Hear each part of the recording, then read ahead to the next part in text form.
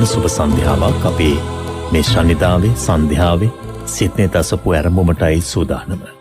අදත් සෙනසුරාදා සිඩ්නි තසපුව වෙනුවෙන් ආරාධනා කළා උඩුගම්පල හෙන්ඩි මහර ගම්පහ බවුන් පැලැස්ස නිර්මාතෘ පූජනීය වල්පොල ගෞතම ස්වාමීන් වහන්සේට උන්වහන්සේ බොහොම ශ්‍රද්ධාවෙන් සිඩ්නි තසපුව වෙනුවෙන් පිළිගෙන ඇරයුම් කරනවාද ධර්මානුශාසනාව පැවැත්වීම උදෙසා. අවසරයි ස්වාමීන් වහන්සේ. සාදු සාදු සාදු. සමන්ත චක්කවාලේසු අත්‍රා ගච්ඡන්තු දේවතා සද්ධම්මං මුනි රාජස්ස සුනන්තු සග්ග මොක්ඛදං ධම්මස්සවන කාලෝ අයං භදන්තා ධම්මස්සවන කාලෝ අයං භදන්තා ධම්මස්සවන කාලෝ අයං භදන්තා.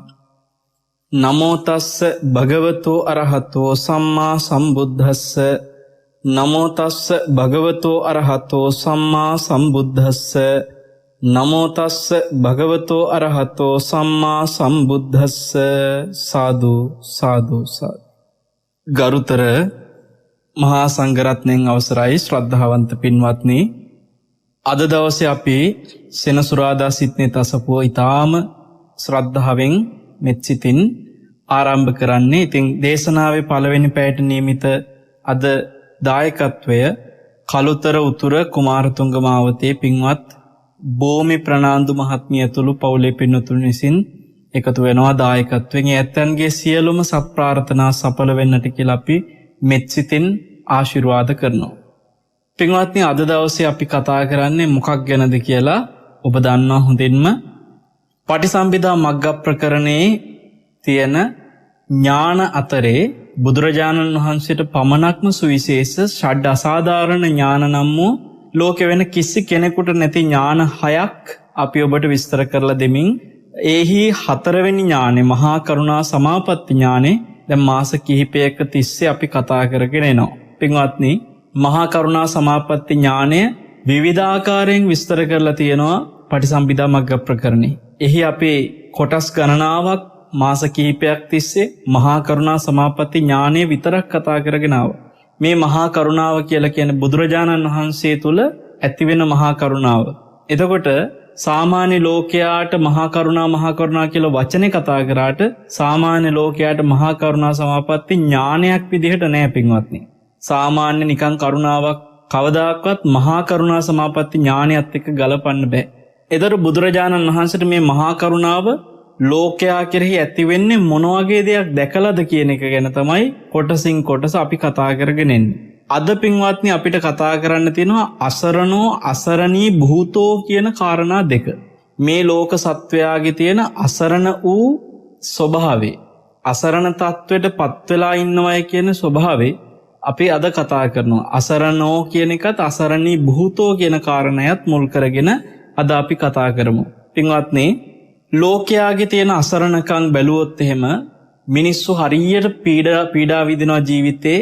අපි මෙහෙම කියලා තම තමන්ගේ ජීවිතවල ගොඩනගාගත්ත විවිධ දුක් දුම්නස් ගැන, වියවුල් ගැන මිනිස්සු කතා කරනවා. මිනිස්සුන්ගේ මේ තියෙන විවිධාකාර පීඩන දුක්ඛිත ස්වභාවයන් පින්වත්නි විමසලා බැලුවොත් එහෙම ඇත්තටම මේ සංසාරේ අනන්ත අප්‍රමාණ ජීවිතවල ගෙවලා තියෙන දුක් එක්ක බැලුවට පස්සේ අපි ඒ අතීතේ විඳලා තියෙන දුක් මෙච්චරයි කියලා අපිට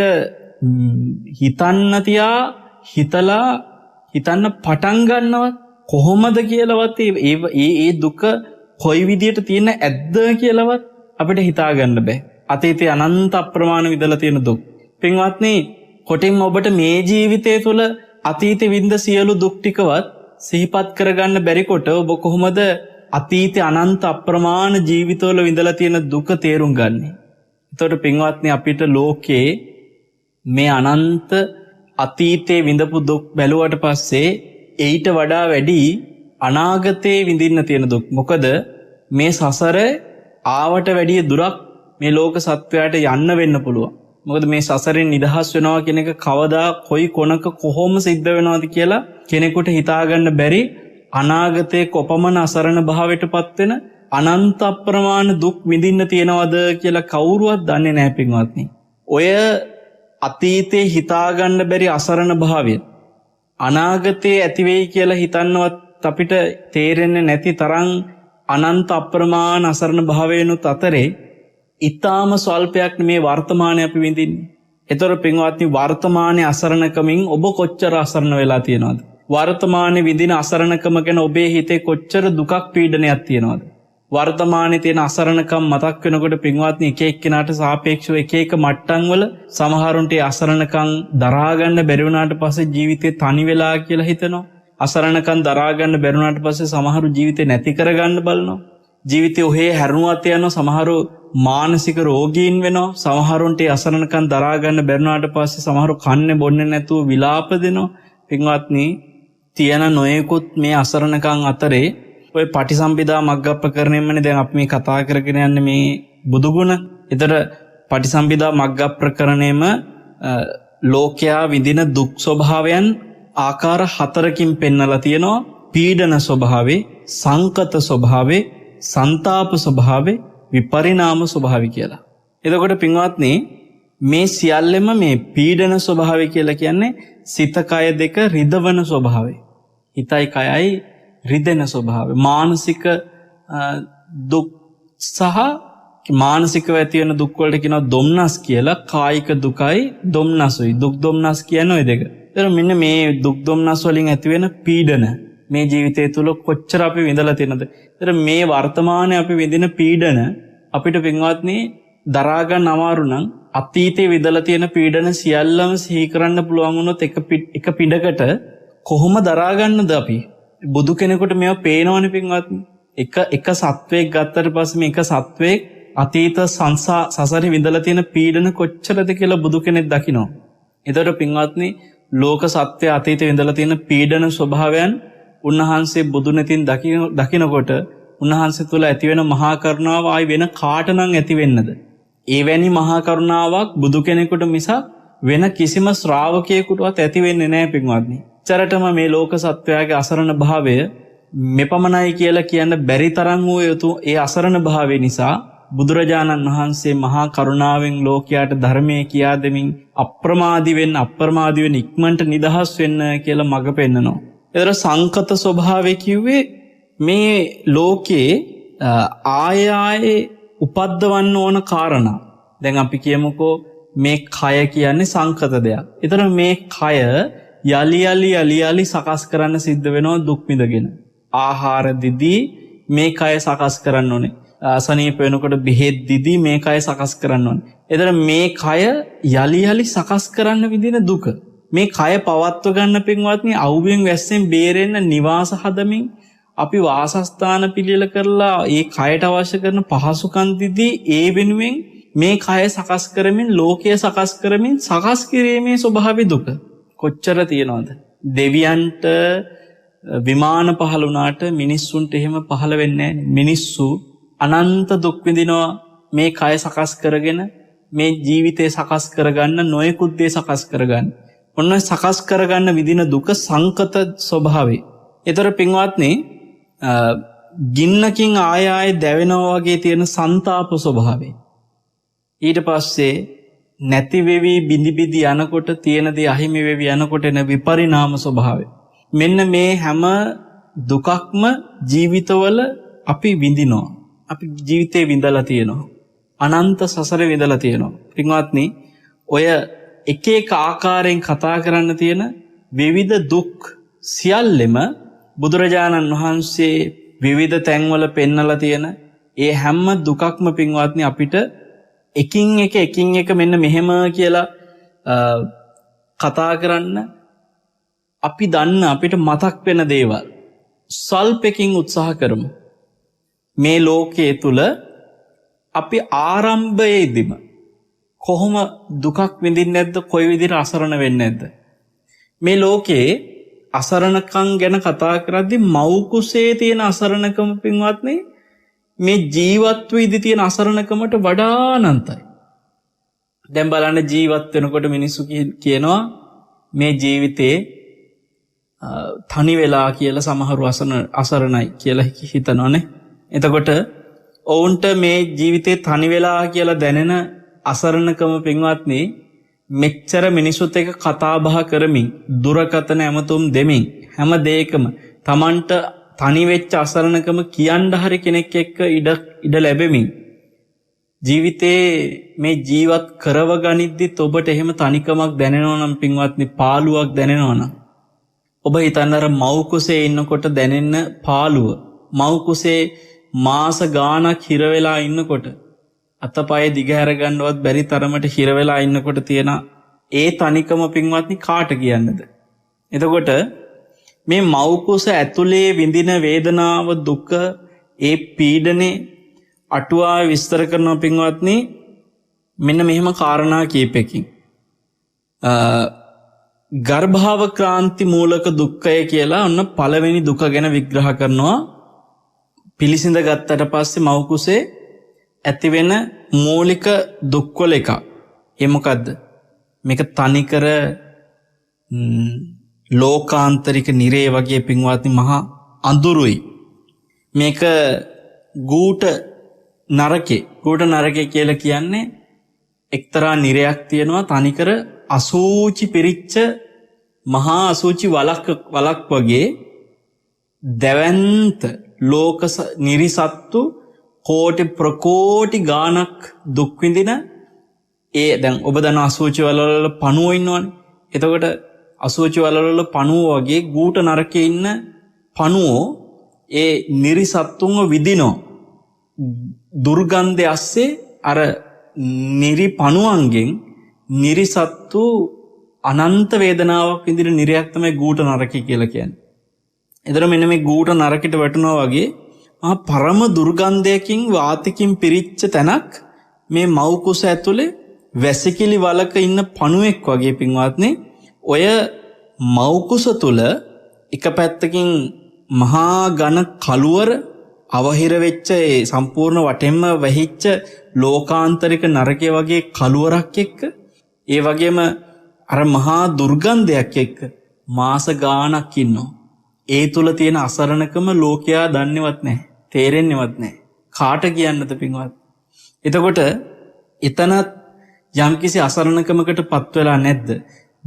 පෙර ජීවිතේ අපි ආයුෂ අතහැරිය මොහොතේ ඉඳලා පින්වත්නි වර්තමානයේ අපිට උපන්දිනය කියලා අපි කතා කරන දවසක් තියෙනවනේ. අපි උපන්දිනය කියලා කතා කරන දවසත් පෙර ජීවිතයේ ආයුෂ අතහැරපු දවසත් අතර අපි ගෙවලා තියෙන මව් කුසේ කාලේ අල්ලපු ගෙදර කෙනා නෙමෙයිනේ මේ කාලේ හිටියේ. කෙනෙකුට හිතෙයි දැන් තේරෙන්නේ නැහැ නේ අනම්මනා. පින්වත්නි දැන් තේරෙන්නේ නැති කතන්දර නෙමෙයි. ඒ කාලේ හිටිය අල්ලපු ගෙදර කෙනාවත් එංගලන්තේ කෙනෙක්වත් කවුරුවත් නෙමෙයි. තමන්ම ඒ කාලේ ඇතුලේ මව් කුස තුල අසරණ භාවයකට තමන්පත් වෙච්ච දුක ගැනයි මේ කතා කරන්නේ.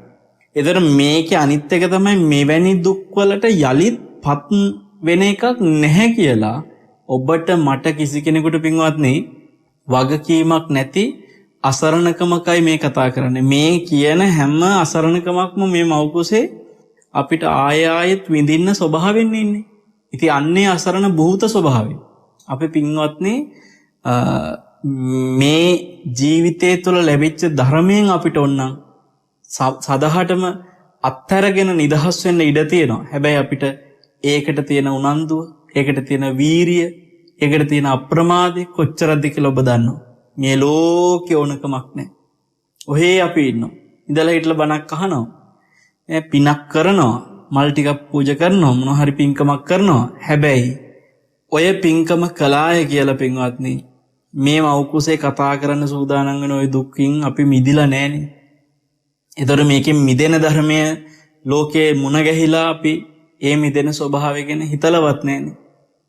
ඒතර ඔය තමයි ගර්භාවක්‍රාන්ති මූලක දුක්ඛය කියලා කියන්නේ. වැසිකිලි වලක වගේ ගූට නරකයේ වගේ මහා දුර්ගන්ධයක් ඉවසගෙන. හරිද? ඔබ හිතන්න එපා ඒ ගඳ දැනෙන්නේ නැහැ කියලා. ගාහන විඥානේ හට ගන්නවා පින්වත්නි. ගාහන විඥාණයෙන් ඒ ගඳ දැනගන්නවා. ඒ ගඳ කියාගන්න කෙනෙක් නැතුව ඒ ගඳ ඉවසගෙන ඉන්න වෙනවා. ඒ ගඳ ඉවසගෙන ලෝකාන්තරික නිරේ වගේ මහා ඝන අඳුරක මව් කුස තුල ඉන්නව මිසක් මේ ලස්සනට හොඳට සුවඳ මලක තියෙන පියුම් ගැබක එහෙම නැත්නම් රත්තරන් කරඬුවක රිදී කරඬුවක නෙමෙයිනේ අපි කවුරුවත් ඉපදිලා තියෙන්නේ. මේ ලෝකේ අද හරි සුවඳ ගල්වගෙන ඉන්න කිසි කෙනෙක් රිදී කරඬු වල රන් කරඬු වල ඉපදිච්ච අය නෙමෙයි. ඒ සියලු දෙනාම පින්වත්නි මේ අතුණු වැටි පිටි කටු මේවා අතරට හිර වෙලා ගඳ ගහගෙන මහා ඝන කළුවරක දුර්ගන්ධව ඉපදිච්ච පිරිසක්. මතක තියාගන්නට ඕන දේ තමයි එහෙම ඉපදෙලා ඊට පස්සේ මහා මාන්නක්කාරය වෙලා එක එක්කෙනා උසස් කරගෙන එක එක්කෙනා පහත් කරගෙන ආවට ඔය උසස්ය කියන කිසි කෙනෙක් අර වගේ රන් කරඬු වල සුවඳ මල් පියුම් මත එහෙම ඉපදිලා නැහැ පින්වත්නි. ඉතින් ඔය දුක තමයි ගර්භාව ක්‍රාන්ති මූලක දුක්ඛ කියලා කියන්නේ. ඊට පස්සේ දෙනවා ගර්භ පරිහරණ මූලක දුක්ඛ. මේ පිළිසිඳගත් දුක වගේම පිළිසිඳගෙන මේ මව් කුස තුල ඉන්නකොට ඒ ගර්භය පරිහරණය කරාදී ඇති වෙන දුක්. ඒ ගර්භය පරිහරණය කරාදී එන දුක් ගැන කතා කරනකොට අටුවාවේ කියනවා අම්මා ඉඳ ගන්නකොට, අම්මා නැගිටිනකොට, අම්මා යනකොට, අම්මා මොන හරි වැඩක් කරනකොට විවිධ තැන්වල අම්මා කරන කියන වැඩවලදී පින්වත්නි හරියට නිකන් හොද්දටම මත් වෙන්න රාබීපු රාසොඬෙකුට අහුවෙච්ච අහිංසක එළු පැටියෙක් වගේ කර ගියා ගන්න දෙයක් නැහැනේ. ඔබ හිතන්නකෝ මත් වෙච්ච රාසොඬෙකුට අහිංසක එළු පැටියෙක් මහා එළුවෙකුත් නෙමෙයි අහිංසක චූටි එළු පැටියෙක් හම්බුණාට පස්සේ බෑ ගාගෙන අර රාසොඬා කරන දේට ඔහේ ඉවසගෙන ඉන්න වෙනවනේ. අලලා උඩ දැම්මොත් එහෙමයි. වීසි කරොත් එහෙමයි. බිම දාලා ආය අතට ගත්තොත් එහෙමයි. අත්ත පය තැලෙනවද, වදිනවද, හැපෙනවද කිසි දෙයක් ආයි කාටවත් කියාගන්න බෑ. මොකද එක පැත්තකින් මත් වෙච්ච රාසොඬෙක්. හරි කිසිම ඉවක් බවක් නැහැ. ඒ තුල අර එළු පැටියා විඳින්නේ අසරණකමක්ද නැද්ද? පින්වත්නි ඔය වගේම කියන අහිකුන්ටකේකට අහුවෙච්ච සර්පෙක් වගේ කියනවා. අහිකුන්ටකේකට හම්බෙච්ච සර්පයා ඔහේ ඉන්නවනේ. අහිකුන්ටකයට ඕන විදියට හැසිරෙමින්. පින්වත්නි මෙන්න මේ වගේ බුදුරජාණන් වහන්සේගේ මේ මහා කරුණා නෙතින් බුදු නෙතින් පින්වත්නි මව් කුස තුල ඉන්න දරුවෙක් කොහොම අසරණයිද කියන එකත් උන්වහන්සේ බුදු නෙතින් දකිනවා ඇති පින්වත්නි. ඒ මව් කුස තුල අම්මා වාඩි වෙද්දි නැගිටිද්දි යනේනකොට වැඩ කරනකොට පාත් වෙනකොට එහෙට තැලෙනවා මෙහෙට පොඩි වෙනවා. එතන විඳින දුක හරියට අර අහිංසක එළු පැටියෙක් රාසොඬෙකුට අහු වුණා වගේ තැලි තැලි පොඩි වෙවි ඒ මව් කුස තුල විඳින දුක පින්වත්නි ඒ අසරණකම මෙපමණයි කියන්න බැරි තරම් අපි මේ ජීවිතෙත් වින්දා මේ ජීවිතේ විතරක් නම් විඳලා තියෙන්නේ හරි කට පියාගෙන ඉන්න පුළුවන් හරි ඔය ටික විතරනේ කියලා. නමුත් මේ අනන්ත සසරේ මව් කුසයන් ඇතුලේ මනුස්ස ලෝකෙ විතරක් නෙමෙයි මව් කුස විවිධ ජීවිතවල මව් කුස ඇතුලේ පින්වත්නි විඳපු දුක් කොච්චරද? ඒතර මේ අනන්ත සසරේ මනුස්සාත්ම භාව විතරක් ලබලා එක කල්පයක් ඇතුලේ උපදින්න. දැන් මනුස්ස ජීවිතයක් ඔබ දන්න ඉතාම දුර්ලභයි. කල්පයක් තුල මනුස්ස ජීවිත කීයක් ලැබෙනවද? ඉතාම දුර්ලභයි. සතර පාය වැටෙන ස්වභාවයත් එක්ක බැලුවට පස්සේ මනුස්ස ජීවිතයක් ලැබෙන්නේ ඉතාම කලාතුරකින් කියලා ඔබ දන්නවා. පින්වත්නි ඒ කලාතුරකින් ලැබෙන මනුස්ස ජීවිතත් කල්පයක් තුල උපදින මනුස්ස ජීවිත එකතු කරොත් කන්දක් ගොඩ ගහන්න පුළුවන් ඇටකටු ප්‍රමාණයක් එකතු වෙන ප්‍රමාණයට තරමට එච්චරට ජීවිත ලබනවා එක කල්පයක් ඇතුලේ. එතකොට පින්වත්නි කල්පයක් තුල එච්චර මනුස්ස ජීවිත ලබලා තියෙනවා නම් ඔයත් හිතන්න ඒ මනුස්ස හැම ජීවිතයක මහා කන්දක් ගොඩ ගහන්න තරම් ඇටකටු එකතු වෙන්න තරමට මනුස්ස ජීවිත ලබන හැම අවස්ථාවකම ඔය කියන රාසොඬෙකුට එළුපැටියෙක් අහුණා වගේ මාස ගාණක් තිස්සේ අම්මා මොකද එක තැනකට දඬු කන්දේ ගහලා වගේ ඉන්නේ නැහනේ. අම්මා ඇවිදිනවා යන වෙනවා කරන විවිධ වැඩ කටයුතුත් එක්ක පින්වත්නි ඔහොම මහ දුකක් විඳිනවා අර මව් කුස ඇතුලේ. ඔකට කියන්නේ ගබ්බ පරිහරණ මූලක දුක්ඛ කියලා. මේ ගර්භයක් පරිහරණය කරනකොට එන දුක් අතර ඔය එකක් විතරයි. ඊට පස්සේ අටුවාවේ හරිය අපූර්වට කියනවා අම්මා ඇල් වතුර ටිකක් බිව්වත් උණු වතුර ඕනේ නැහැ පින්වත්නි. ඇල් වතුර ටිකක් බිව්වත් නිකන් ලෝකාන්තරික නරකයට වටනවා වගේ කියනවා. ඇයි මහා කළුවරක් ඇතුලේ ඔබ හිතන්නකෝ සමහර තුවාලවලට වතුර ටිකක් ගෑවුනහම දනවා. ඒක උණු වතුර වෙන්න ඕනේ නැහැ. ඇල් වතුරක් ගෑවුනත් සමහර කීරිච්ච තැනකට කැපිච්ච තැනකට තුවාල වෙච්ච තැනකට අලුත තුවාලයකට වනයේකට මේ ඇල් වතුරක් ගෑවුනත් දනවා.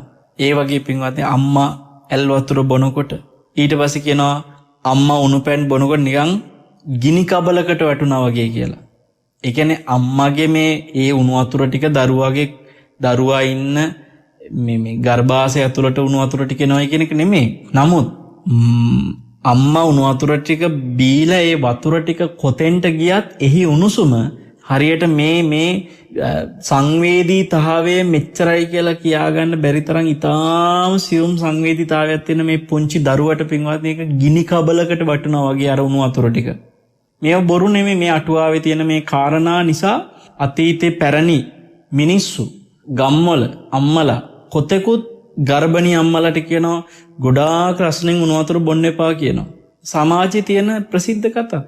රස්නෙන් උණු වතුර බොන්න එපා කියන ගොඩක් රස්නෙන් දරුවා මව් කුසේ ඉන්නකොට පින්වත්නි දරුවට කියන්න බෑ මේ වේදනාව මෙච්චරයි කියලා. ඒක මේ ඥානයන් දියුණු කරපු උත්තරමිය දකිනවා. ඒ සත්වයාගේ මනස තුළ ඒ සත්වයාට දැනෙන පීඩනේ ඒ සත්වයාට දැනෙන අසරණකම කොච්චරක්ද කියන එක දැනෙනවා. ඒතර පින්වත්නි සමහරලාට කියනවා අම්මා ලුණු ඇඹුල් කාලා ඒ විවිධ ඇඹුල් වර්ග වගේ දේවල් කනකොට හරියට නිකන් කැපිච්ච තැනකට ලුණු වතුර වක් කරලා එනත වේතරණී නරකට දැම්මා වගේ කියනවා. ඒක ඔය අම්මලා කන බොන දේවල් ගැන සැලකිලිමත් වෙන්න කියලා කියනකොට කියන දෙයක් තමයි ඒක. මොකද ඒ තුල අර දරුවට දැනෙන සංවේදීතාවේ පින්වත්නි අනන්ත දුකක්. ඒක මේ මව් කුස ඇතුලේ කියාගන්න බැරි දුකක්. ඒත් හිර වෙලා එහෙම ආවා කියලා දුවලා යන්න බෑ වෙන තැනකට කොහෙට හරි. ඒ මව් කුස ඇතුලේම හිර වෙලා. ඉතින් මෙහෙම ගඳ ගහමින් අර වගේ කායට දැනෙන විවිධ දුක් විඳිමින් ගබ්බ පරිහරණ මූලක දුක්ෙත් විඳිනවා. ඕව අස්සේ වෛද්‍යවරු යම්කිසි සැත්කම් ආදී මොන හරි දෙයක් කරත් අම්මට එතනදී ඇතිවෙන රිදීම් ගැන කියනවා ගර්භ විපත්ති මූලක දුක්ඛ කියලා. ඔය දුකත් විඳිනවා. ඔය ඔක්කොම කරලා පින්වත්නි මේ දරුවා මව් කුසේ ඔබ දන්නවා යම්කිසි කාලයක් යනකොට හැරෙනවා. ඒකට කියනවා මේ විජායන මූලක දුක්ඛ කියලා. මොකද්ද මේ විජායන මූලක දුක්ඛ කියලා කියන්නේ? දරුවා බිහි වෙන්න ඒ අදාළ සුදුසු කාලේ එනකොට අම්මගේ මව් කුස තුල හටගන්නා කර්මජ වාතයෙන් මේ දරුවාගේ ශරීරයේ හිස යටිකුරු වෙන්න යෝනි මුඛයට වැටෙන විදිහට පෙරලෙන විදිහට මේ දරුවාව මේ හිස යටිකුරු වෙන විදිහට හැරෙනවනේ පින්වත්නි.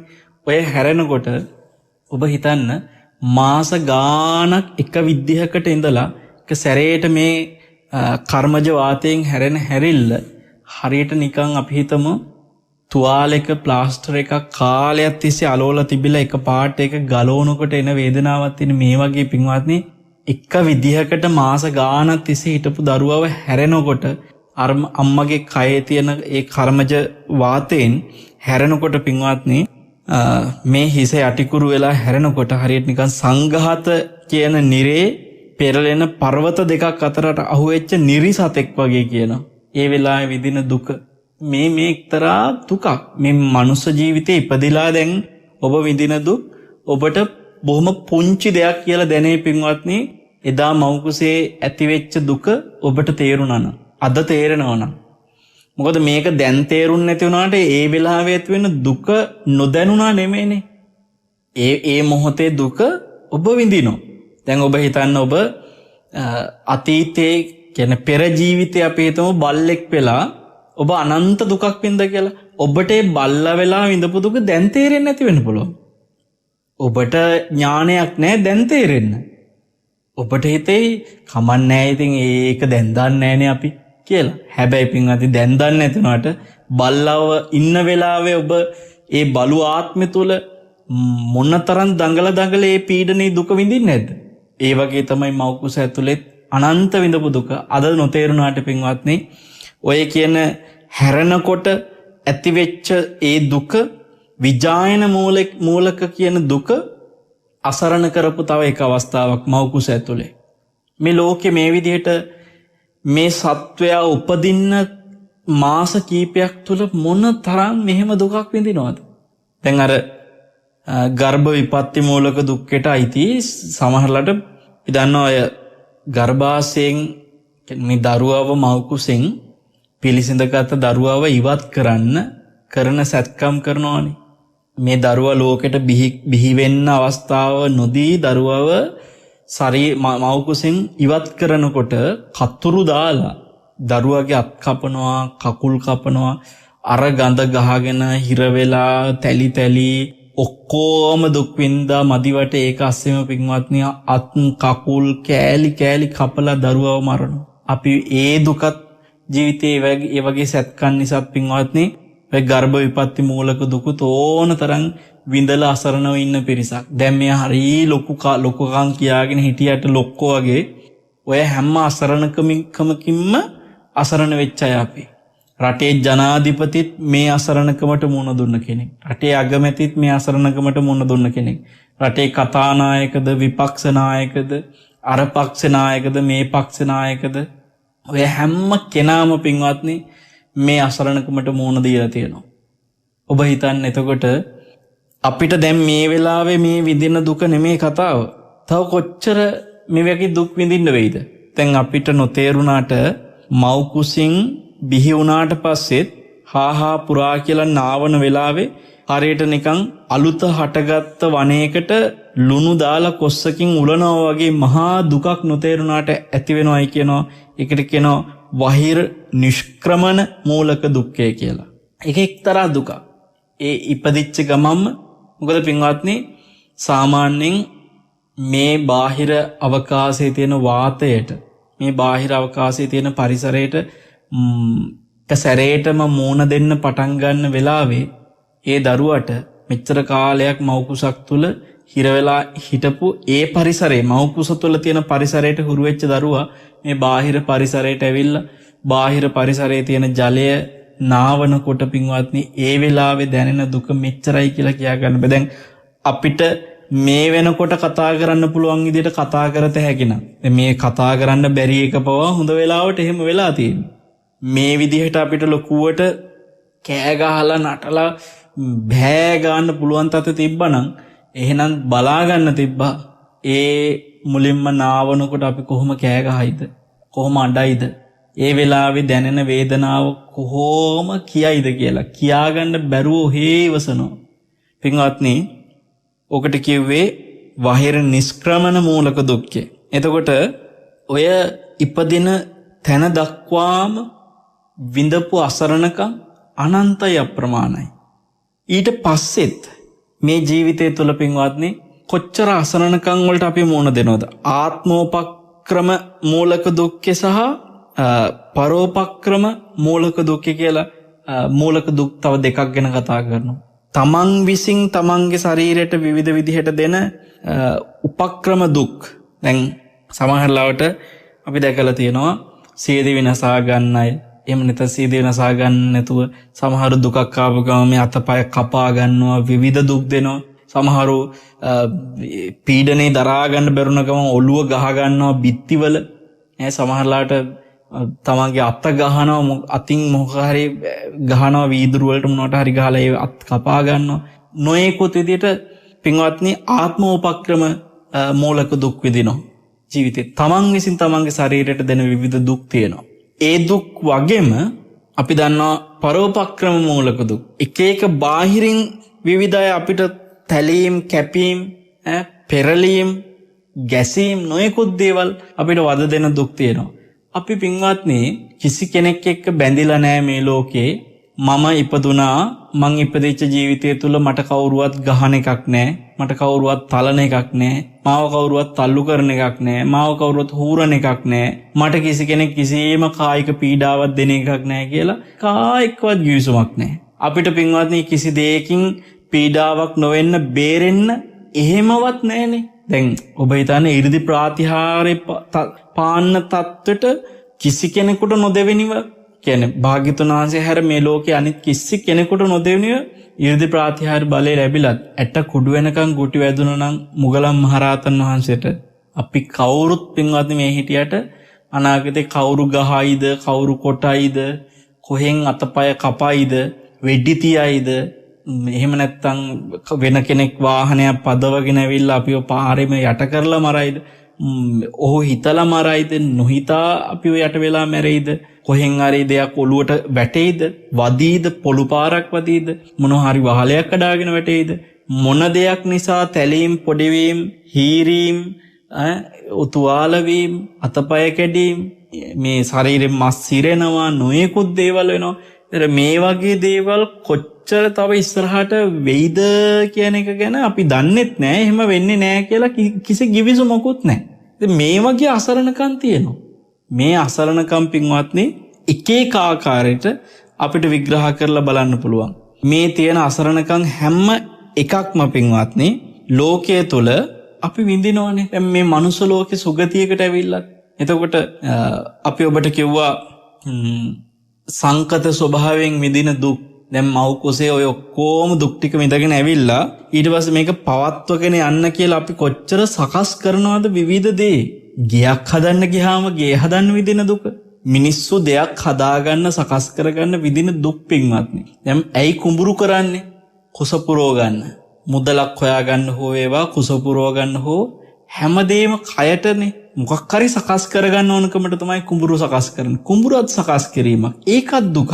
කුඹුරු වගා නොයෙකුත් දේ කරන මිනිස්සයා ඒ දේවල් වලට වෙහෙස මහන්සි වෙලා මාස ගණන් තිස්සේ අවුරුදු ගණන් තිස්සේ පින්වත්නි ඒවට සූදානම් වෙවි සකස් කරනවා.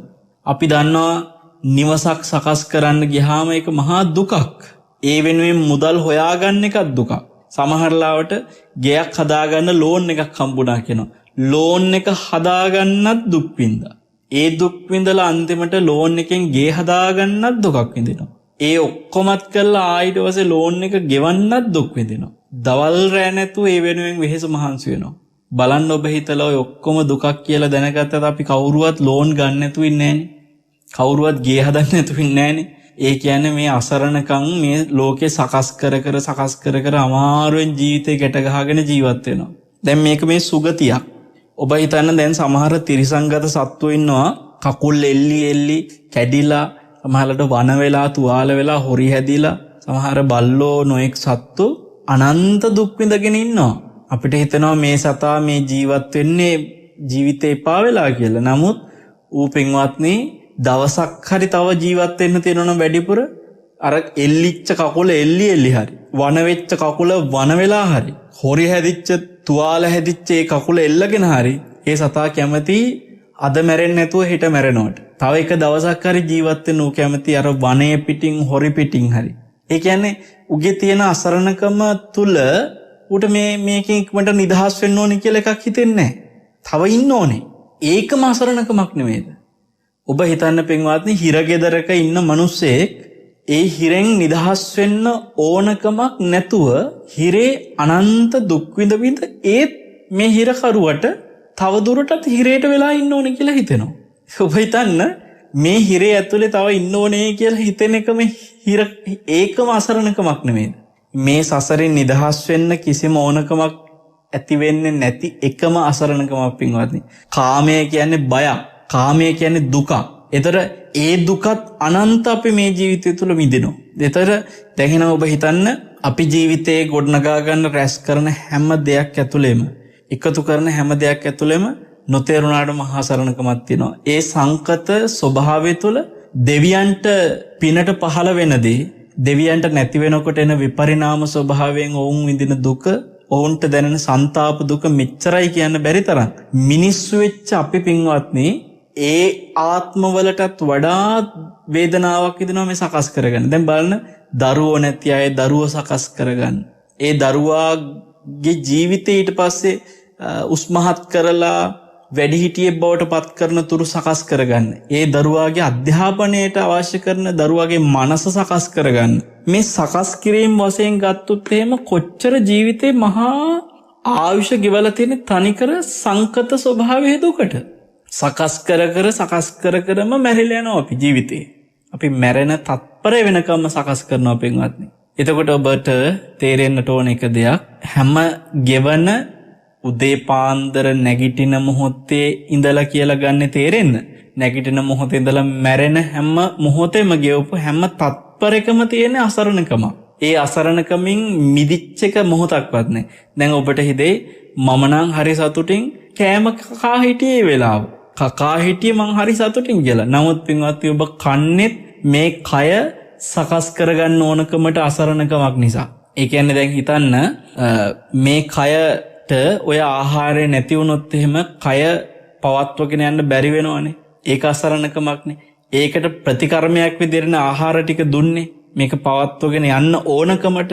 හරියට නිකන් රෝගයකට ප්‍රතිකාරයක් කළා වගේ. එතකොට මේ ආහාරය දෙනවා කියන එක මේ කය පවත්වගෙන යන්න අවශ්‍යතාවය නැමැති ඒ රෝගයට කරන ප්‍රතිකාරය කියලා දකින්න ඔබට පින්වත්නි පුළුවන් වුණොත් තේරෙයි අපි සතුටින් hina වෙවි සෙල්ෆි විදිහට ෆොටෝ ගහ මුහුණු පොත්වල මේ මං අසවල් තැනට ගිහිල්ලා මේවා කනවා කියලා කන දේවල් පෙන්න මිනිස්සු විනෝද වුණත් එතනක් තියෙන්නේ උන්ට රෝගවලට ප්‍රතිකාර කර දඟලන ජීවිතේ විඳින වේදනාව තේරෙන්නවත් නැතුව විඳ යන අසරණකමක් කියලා ඔබට තේරෙයි. මේ වගේ අසරණ ස්වභාවයක් අසරණ භූත වූ ස්වභාවයක් මේ ලෝක සත්වයා විඳිනවා පින්වත්නි. මේ විඳින අසරණකම් මෙපමණයි කියලා කියන්න බැරි තරම් විඳින වේදනාවල් පින්වත්නි මේ සසර කොච්චර තව අපි විඳින්නද? දැන් මේ විඳපු මේ හරිය මේ ඔක්කොම කතා කරන්නේ අපිට මේ ජීවිතේ තරමින්නේ. ඒතර අතීත අනන්ත සසරේ කොච්චර වේදනාව විඳින්නේ නැද්ද? ඒවා අපිට මේ වෙලාවේ තේරෙන්නේවත් නැහැ. මේ මනුස්ස ජීවිතයෙන් අපි ගලප ගන්න. වෙන ආත්මවල දුක්ඛිත ආත්මවල කොච්චර අසරණකමද එකක්වත් දන්නේවත් නැහැ. ඒතර අනාගතයේ මොන වගේ තැන්වල උපදින්න වෙයිද? කොහොම විඳින්න වෙයිද? අපි කිසි දෙයක් දන්නේ නැහැ. පින්වත්නි මේ දැනට පේන ටිකම ඇති ඔබට තවත් නම් ඇති කියලා හිතෙන්න. මේ දැනට පේන ටිකම ඇති නිදහස් වෙන්න ඕනේ කියලා හිතෙන්න. අපිට පේන මේ චුට්ටට අපිට මේක ගැන තාම තේරුමක් නැහැ. බුදුරජාණන් වහන්සේ පින්වත්නි අවබෝධයෙන්ම සියල්ල දැකලා උන්වහන්සේට මොනතරම් වේදනාවක් මේ ලෝක සත්වයා ගැන කොයි තරමට මහා කරුණාවක් ඇති වෙනවද අනේ මේ ලෝක සත්වයා මේකෙන් නිදහස් කරවන්න ඕනේ කියලා. ඒක තමයි පින්වත්නි අසරණෝ සහ අසරණී භූතෝ කියන ස්වභාවයෙන් දැකලා බුදු හදවතේ සම්බුදු හද මඩල තුල පින්වත්නි ඇතිවෙන මේ මහා කරුණාව. දැන් මම ඔබට ඔය කිව්වනේ පින්වත්නි මව් කුස තුල විඳින දුක. එතකොට දැන් ඔබ හිතන්න ඒ දරුවාගේ පැත්තෙන් අපි කතා කළේ අපි මව් කුසක් තුල ඉන්නකොට කොහොම දුකක් අනන්ත අප්‍රමාණ අසරණකමකට අපි පත් වෙනවද කියලා. මව් කුසක් තුල අපි විඳින දුක ගැන අපි කතා කළාට පින්වත්නි ඒ දරුවා ඒ මව් කුස තුල වේදනාවෙන් විවිධ ප්‍රතික්‍රියා කරනකොට අම්මා විඳින දුක අම්මෙක් මව් කුසක් තුළ සාමාන්‍යයෙන් අපි සමාජයේ හැමතිස්සෙම අම්මා විඳින දුක තමයි හැම වෙලෙම කතා කරේ. නමුත් දරුවා මව් කුස තුළ විඳින දුක ගැන කියන්න කෙනෙක් නැහැ. මොකද අම්මට ඒ වේදනාව දැනෙනවා. අම්මා ඒ වේදනාව ගැන කතා කරනවා. තව කෙනෙකුට කියනවා. අම්මට ඒ වේදනාවට ප්‍රතිකර්ම කරන්න වෛද්‍යවරු ඉන්නවා. සමහර ලාවට උපස්ථාන කරන්න කවුරු හරි නිවසේ ඉන්න පුළුවන් කෙනෙක් ඉන්න පුළුවන්. ඒතකොට ඔබ හිතන්න අර දරුවා විඳින දුකට පින්වත්නි ඒ වගේ පිළියමක් ප්‍රතිකර්මයක් කරන්න කවුරුවත් නැහනේ. අඩුතරමේ කියන්නවත් කෙනෙක් නැහනේ. ඉතින් මේ දෙපාර්ශ්වයේම වේදනාව මේ දෙපාර්ශ්වයේම දුක දැකලා පින්වත්නි සමහර දැන් අපි නිතර කතා කරන මාතෘකා සමහර චරිත අරගත්තට පස්සේ ඔබ දන්නවද අපිට හිතාගන්න බැරි මේ දුක අනන්ත දුක සමාධිමත් සිතින් දැකලා ආයෙත් නම් මට මේ වගේ මව් කුසකට එන්න ඕනේ නෑමයි කියලා ප්‍රාර්ථනා කරපු චරිත ඉන්නවා පින්වත්නි. අපි කතා කරන මාතෘකා අතරේ.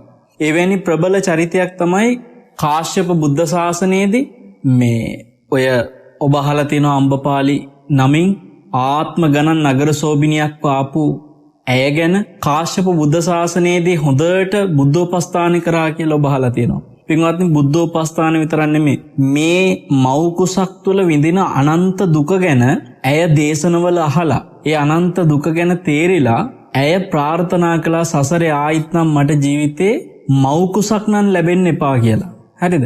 එතකොට එදා ඒ බික්කුණියක් හොඳට සීලේ ආරක්ෂා කළා. විශේෂයෙන් පින්වත්නි සිල් රකින්න කෙනෙක් ප්‍රාර්ථනා කරන දේ ඉෂ්ට වෙනවා. ඒතර සිල් රකින්න කෙනෙක් ප්‍රාර්ථනා කරන දේ ඉෂ්ට වෙන නිසා සීලෙත් රැකලා හොඳට පින් කරලා එදා ඒ වෙලාවේ සීලෙත් රැකලා ප්‍රාර්ථනා කළා මට ආයිත් නම් මව් කුසක් එපා කියලා. ඒතර සිල් රකින්න කෙනෙකුගේ ප්‍රාර්ථනා ඉෂ්ට වෙනවා. සිල් රකින්න කෙනෙක් උපදින්න ඕනේ කොහොමද කියලා පැතුවොත් ඒක ඒ සීලේ ආනුභාවයට ඉෂ්ට වෙනවා. එතකොට පින්වත්නි නගර සෝබිනියක් වෙන්න ආත්ම ගණන් හේතුන එක වචනයක කර්ම විපාකයක් බලපාපු ඇයට අර රහත් භික්ෂුණියකට නගර සෝබිනියකට අමතන වචනකින් මේ ආමන්ත්‍රණය කරපු කර්ම විපාකේ ආත්ම ගණන් නගර සෝබිනියක් බවට පත් කළා. ඒ වගේ මේ කාශ්‍යප බුද්ධ ශාසනයේ පැවිදි ජීවිතයේ ගෙවපු ආත්මයෙන් අනතුරුව ඇය නිරේගාමී වෙන්න තරම් ඒ අකුසලේ බලවත් වුණත් අර සීලේ රැකපු ආනිසංසත් එක්කේ සීලේ ආරක්ෂා කරලා එදා ඒ පැතුවා මෞකුසක් එපා මේ වගේ මෞකුස තුළ ඉන්න මෞකුස පරිහරණය කරනකොට විඳින දුක් මෞකුසේ තියෙන විපත් මේ හැම දෙයක්ම ගැන දැනෙනකොට ඇතිවෙච්ච ඒ ඉපා තවත් නම් මට මෞකුසක් කියලා ප්‍රාර්ථනා කරපු ඒ ප්‍රාර්ථනේ කොච්චර බලවත්ද කියලා ඔබ දන්නවද පින්වත්නි? ඇය නිරෙන් නිදහස් වෙලා මනුස්සාත්ම භාව ලබනවනේ. ඒ මනුස්සාත්ම භාව ලබන හැම මනුස්සාත්මිකම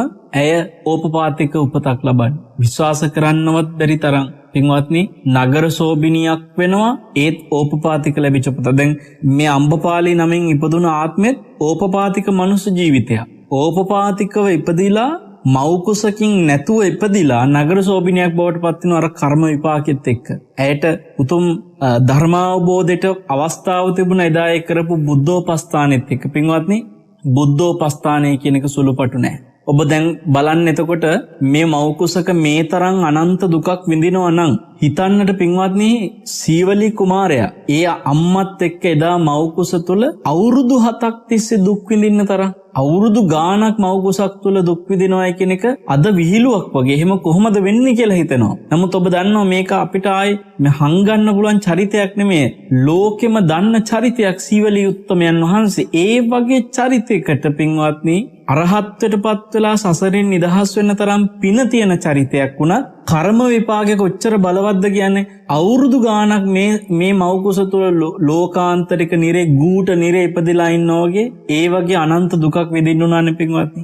එතකොට හිතන්න කල්පනා කරලා අපි මොන තරම් අසරණයිද මේ පින් කරගෙන කුසල් කරගෙන බුද්ධ ශාසන මුණ ගැහෙමින් යන ජීවිතවලදී පවා අසරණ වෙන අසරණ විල්ල. ඒ කියන්නේ රහත් වෙන්න පින තියෙන ආර්ය ශ්‍රාවකයන් බවට පත් වෙන්න සසරේ පතාගෙන ආපු උත්තම චරිත පවා පින්වත්නි මෙහෙම අසරණ වෙනම නම් සාමාන්‍ය මිනිස්සෙක් ගැන කවර කතාවද? බුද්ධ ශාසනයක් මුණ ගැහිච්ච කාලෙක උපදින්න තරම් පින තීච්චේ චරිත එහෙම අසරණ වුණා නම් පින්වත්නි අපි ගැන මොන කතාවද? ඒතර අපි අද මේ ජීවිතේ මගේ හැරුණොත් අනාගතේ අපිට සසරේ ඉදිරියේ කවර කතාවද? නිකමට හිතන්න ඔබ. මේ සීවලී මහරහතන් වහන්සේ වගේ උත්තමයන් වහන්සේ නම මෞකුස තුල එතරම් අනන්ත දුක් විඳලා. මොකද මේ උපදින කොටත් අවුරුදු 7 දී එදා ඒ කතා කරන්න පුළුවන් සාරිපුත්ත මහරහතන් වහන්සේත් එක්ක කතා කරන බොහොම හොඳින් ඉන්නවද කියලා අහනකොටත් මොන හොඳද ස්වාමීනි කලයක් ඇතුළේ හිර වෙලා විඳ දුක දන්නේ මන්නේ කිව්වා. එහෙමයි උත්තර දුන්නේ සාරිපුත්ත මහරහතන් වහන්සේට. ඒ විඳපු දුක කවුරුවත් දන්නේ නැහැ කියලා. ඒ ඇත්තටම දන්න ඉතිහාසයක එච්චර දුකක්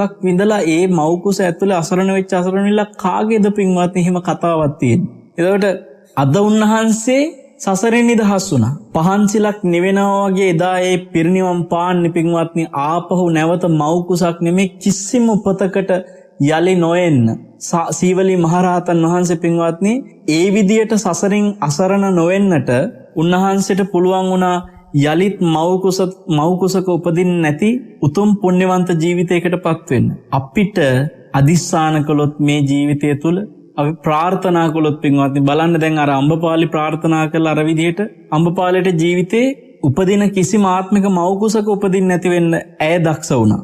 අපිට මේ සීලය හරියට ආරක්ෂා කරනවා නම් ඒ සීලය ආනිසංසයෙන් එවැනි ප්‍රාර්ථනාවක් වුණත් කරත හැකියි. කොයි වෙලාවෙද ජීවිතේ සසරින් නිදහස් වෙන්නේ? කොයි ආත්මෙද කොයි බුද්ධ ශාසනයේද සසරින් නිදහස් වෙන්නේ? ඒ නිදහ දැන් කාශ්‍යප බුද්ධ ශාසනයේ සිල් රැකලා හොඳට ධර්මයේ හැසිරෙච්ච කෙනා ගෞතම බුද්ධ ශාසනය තමයි රහත් උනේ. අපි දන්නේ මේ බුද්ධ ශාසනයේ තුලම අපි නිදහස් වෙන්න ප්‍රාර්ථනා කරනවා. හැබැයි ඇය දක්ෂ වුණා සීලයට තමන්ගේ ජීවිතේ කැප කරලා සීලය ආරක්ෂා කරලා බුද්ධෝපස්ථාන කරලා ඇය දක්ෂ වුණා අකුසල් ගෙවගෙවා නිරේත් දුක් විඳලා ගණිකාවන් වෙවි නගර සෝබිනනේ හේමත් දුක් විඳලා කොහොම හරි ඇය දක්ෂ වුණා සසරින් නිදහස් වෙන්න. ඉතින් පින්වත්නි අපිට බැරිද අපේ ඇයි තවත් ප්‍රාර්ථනා කරන්න බැරි ජීවිතේ තවත් නම් එපා කියන තැන. ඒක ප්‍රාර්ථනයට විතරක් සීමා වෙලා බෑ. දැන් සමහරුන්ට ඕන තරම් ප්‍රාර්ථනා තියෙනවා. මම මේ ජීවිතේ සෝවාන් වෙන්න ඕනේ, මම මෙහෙම කරන්න ඕනේ. හැබැයි ප්‍රාර්ථනයට එහා එයා කැපකිරීමක් තියනවාද? ප්‍රාර්ථනෙට එහා දැන් කොහොමද මට මේ සසරේ නිදහස් වෙන්න පුළුවන් කියලා හිත ඉන්නවා. හිතුවා කියලා බෑ පින්වත්නි. දැන් කවුරු හරි කෙනෙක් ඇවිල්ලා අවංක කැපකිරීමකින් සමහර තරුණ පුතාලා කතා කරන සයින්හාස මට ඉක්මනට සසරේ නිදහස් වෙන්න ඕන. ඇත්තටම දැන් අපිට සමහරලාවට පාසල් අධ්‍යාපනය කරන වෙලාවේ මට සාමාන්‍ය පෙළ විභාගයට මුහුණ දෙන්න කලින් තමයි මම මහාන වෙන්න ජීවිතේ මහාන වෙනවයි කියලා තීරණය ගත්තේ. එතකොට මහාන වෙන්න පාසලෙන් අස් වෙන්නේ සාමාන්‍ය පෙළ විභාගය කරන්න කලින්. ඒ වෙලාවේ පින්වත්නි මට මතකයි මට ගුරුවරු හරියට කිව්වේ පුතේ මේක ඉක්මනට පහසුවෙන් කරගන්න පුළුවන්කම තියෙදි ඇයි ඔයා මේ O level මේ A level කරන්න නැතුව යන්නේ? ඔයා මේක කරගෙන යන්න කිය සමහරලාට ගුරුවරු මාව මේ ඒ ස්ටාෆ් රූම් එකට ගෙනල්ලා ගුරුවරු ඉන්න තැන අහනවා ඇයි මේ මොකද්ද වාට උනේ? සමහර ගුරුවරු මායින් අහනවා ගෑන් ළමෙක්වත් යාළුවලා ඉඳලා මේ මොකරි එහෙම වුණාද? බිඳුනාද? නෑ. මට එහෙම කිසි ප්‍රශ්නයක් වුණේ නෑ. ගුරුවරු මයෙන් අහනකොට ඇයි විභාගේ කරලා යන්න බැරි කියලා මං කිව්වේ එක දෙයයි. අපි ඔය විභාග ඔය O level A level සංසාරේ ඕන තරම් කරලා තියෙනවා. ඕවාගේ විභාග දැන් බලන් ගියාම අපි මේ හැම දෙයක්ම කරලා අන්තිමට අපිට මේ විභාග වලිනුත් අවසානයේ ඕන වෙලා තියෙන මොකද්ද? ඒ වෘත්ති අධ්‍යාපනයෙන් සුදුසු වෘත්තියක් හොයාගෙන අවසානයේ ඒත් පින්වත්නි මේ ලෙඩට බෙහෙතක් ප්‍රතිකර්මයක් කරනවා වගේ හයම පෝෂණය කරගන්නනේ. වෙන දෙයක් නැහැ. එතකොට සසරින් නිදහස් වෙන්න මේ උවමනා වෙලා මේ ගමන යන කෙනාට සාමාන්‍ය පෙළෙන් ඇති වැඩකුත් නැහැ, උසස් පෙළෙන් ඇති වැඩකුත් නැහැ. එයාට මෙතන ඉගෙන ගන්න තියෙනවා ඊට වඩා මහා හරයක්. Tamange සිත ගැන ඉගෙන ගන්න තියෙනවා පින්වත්නි මහා ගැඹුරු විෂයක්, මහා ගැඹුරු විද්‍යාවක්. ඒ ධර්මය අවබෝධ කරන්න අවශ්‍ය කරන වැඩපිළිවෙල අත්හැරලා අපි මේ සංසාරේ ඕ වගේ විභාග ඕන තරම් කරලා ඇති කියලා මං එදා ගුරුවරුන්ට කිව්වේ. ඒ නිසා තව මේ දැන් කියයි තව මාස කීපයයි තියෙන්නේ මේ මාස කීපෙ ඉඳලා මේක කරගෙන යන්න කියලා. නමුත් මං ගුරුවරුන්ට ගේ මාස කීපෙ මම මැරුණොත් මට මේ ලැබිච්ච අවස්ථාව මේ ධර්මය අහන්න තියෙච්ච අවස්ථාව මගේ අරන මම මැරුණොත් එහෙම පින්වත්නි. ඉතින් ඒ මග එදා සීවලී කුමාරයා අවුරුදු 7 දී ඉපදිලා ඒ අවුරුදු 7 දී මම අහන වෙන්න ගියා. අවුරුදු 7 දීම අම්මා තාත්තා දෙන්න මෙච්චර දුකක් විඳගෙන අපි දරුවව බිහි කළේ හාඳුරනේ ශාසනයට දෙන්න නෙමෙයි කියලා ඒ අම්මලා ඒ වෙලාවේ පින්වත්නි දරුවා ප්‍රමාද කළේ නෑ. දරුවව අප්‍රමාදීව කිව්වා. ස්වාමීනි මගේ දරුවා බාර ගන්න කියලා සීවලී කුමාරයාව සාරිපුත්ත මහ රහතන් වහන්සේට බාර දුන්නේ. පින්වත්නි අපිට අද සීවලී මහ රහතන් වහන්සේගේ 13 වහන්සේ නමක් හරි වන්දනා කරගෙන ඔබටත් මේ සීවලී කුමාරයා වගේ ඒ උත්තම මහ රහතන් වහන්සේ වගේ එච්චර මෞකුසේ අච්චර දුකක් විඳලත් මේ සසරින් සදහටම නිදහස් වෙන්න තරම් භාග්යක් උදා කරගත්තා නේද කියලා හිත සතුටු වෙමින් ඔබට විශේෂයෙන් ලබන සෙන්සුරාදා සිත්නේ තසපුව පින්වත්නි සීවලී මහ රහතන් වහන්සේගේ 13 වහන්සේලා අභියස ඉඳලායි අපි සිද්ධ කරන්නේ සජීවීව. ලබන සෙන්සුරාදා උතුම් අනුශාසනය සිද්ධ වෙන්නේ කැලණිය තලවත්ත මාස්ටර් ගයිඩ් නිවසේ. 29 සහ 30 කියන දවස් දෙකේම සීවලී මහ රහතන් වහන්සේගේ 13 වහන්සේ වන්දනා කරගන්න වාසනාව ලැබෙනවා කැලණිය තලවත්ත මාස්ටර් ගයිඩ් නිවසේ. මොකද මේ අවස්ථාව හැදෙන්නේ මාස්ටර් ගයිඩ් නිවසේ පින්නතුන් අපේ පින්වත් නෙල්ලිගල ධම්මරතන නායක මහා ස්වාමීන් වහන්සේත් එක්ක එකතු වෙලා පින්වත්නි ඊටාම වටිනා වැඩක් තාම වටින පින්කමක් සිදු කළා. ඒ තමයි අපි කවුරුත් දන්නවා ආදිවාසීන් ගැන. ඔවුන් ධර්මයට ආදරේ, මහා සංඝයාට ආදරේ, භාග්‍යතුන් වහන්සේට ආදරේ. හැබැයි ඔවුන්ට වන්දනා කරන්න චෛත්‍ය රාජානන් වහන්සේ නමක් තිබුණේ නැහැ. සර්වඥ 13 වහන්සේලාත් එක්ක සීවලී මහරහතන් වහන්සේගේ 13 වහන්සේලා තැන්පත් කරපු උතුම් සෑරදුන් වහන්සේ නමක් ඊටාම කෙටි කාලෙකින් හදලා ඉදි කරලා නිම කරලත් ඉවරයි. ඒ මහා සෑරදුන් වහන්සේගේ මූල්‍යමය දායකත්වය තනිකරම දැරුවේ මාස්ටර් ගයිඩ් ආයතනය විසින්. ඉතින් ඒ ඇත්තෝ ඊටාම ශ්‍රද්ධාවෙන් ඒ කරපු පින්කම අපි මූලිකව ඒ ධාතුන් වහන්සේලා තැන්පත් කරන්නට පෙර සෑරදුන් වහන්සේ තුල ධාතු තැන්පත් කරන්න පෙර ඔබට දැක බලාගෙන වන්දනා කරගන්න භාග්‍ය ලැබෙනවා කැලණිය තලවත්ත මාස්ටර් ගයිඩ් නිවසේ. ඉතින් 29 ඒ නිසා පින්වත්නි අපි ඒ පින්කමත් එක්ක එකතු වෙලා ලබන සෙන්සුරාදා සිත්නේ තසපුව සීවලී මහරහතන් වහන්සේ අභියස ඉඳලායි සිද්ධ කරන්නේ. ඒ වගත් ඔබට සිහිපත් කරේ ඔබට එන්න පුළුවන් කැමති කෙනෙකුට ඇවිල්ලා වන්දනා කරගන්න පුළුවන් 13 වහන්සේලාව නෙල්ලිගලට කතා කරලා දුරකථනයෙන් ඔබට ඒ පිළිබඳ තොරතුරු දැනගන්න පුළුවන් පින තියෙනවා. ඉතින් පින්වත්නි ඒ අපි කතා කළේ මේ අනන්ත දුක් විඳපු ගර්භාෂයේ දුක විඳපු මේ අපි කවුරුත් අපි කතා කරන කිසි කෙනෙකුට වැඩිය අනන්ත දුකක් විඳලා නැවත කවදාකවත් ගර්භාෂයකට නොඑන්නට තරම් වාග්යවන්ත වුණා නම් අපිට මේ ජීවිතය තුළ මේ බුද්ධ ශාසනය තුළ වීරිය වැඩුවොත් පින්වත්නි මේ ගමන බැරි වෙන එකක් නැහැ. ඔබට මට මේ බුදුරජාණන් වහන්සේගේ ශාසනයේ මේ ගමන යන්න පුළුවන්. දැන් අපි සමහර වෙලාවට මව් කුසේ දරුවා ඉන්නකොට අම්මා දරුවව බොහෝම අමාරුවෙන් වාරු කරගෙන ඉන්නකොට සමහර තාත්තලා බීලා ඇවිල්ලා මේ මව් කුසේ දරුවා ඉද්දි පහර දෙන අවස්ථා අහලා තියෙනවා. දරුවෝ විකෘති වෙන අවස්ථා තියෙනවා මෙහෙම වෙලා.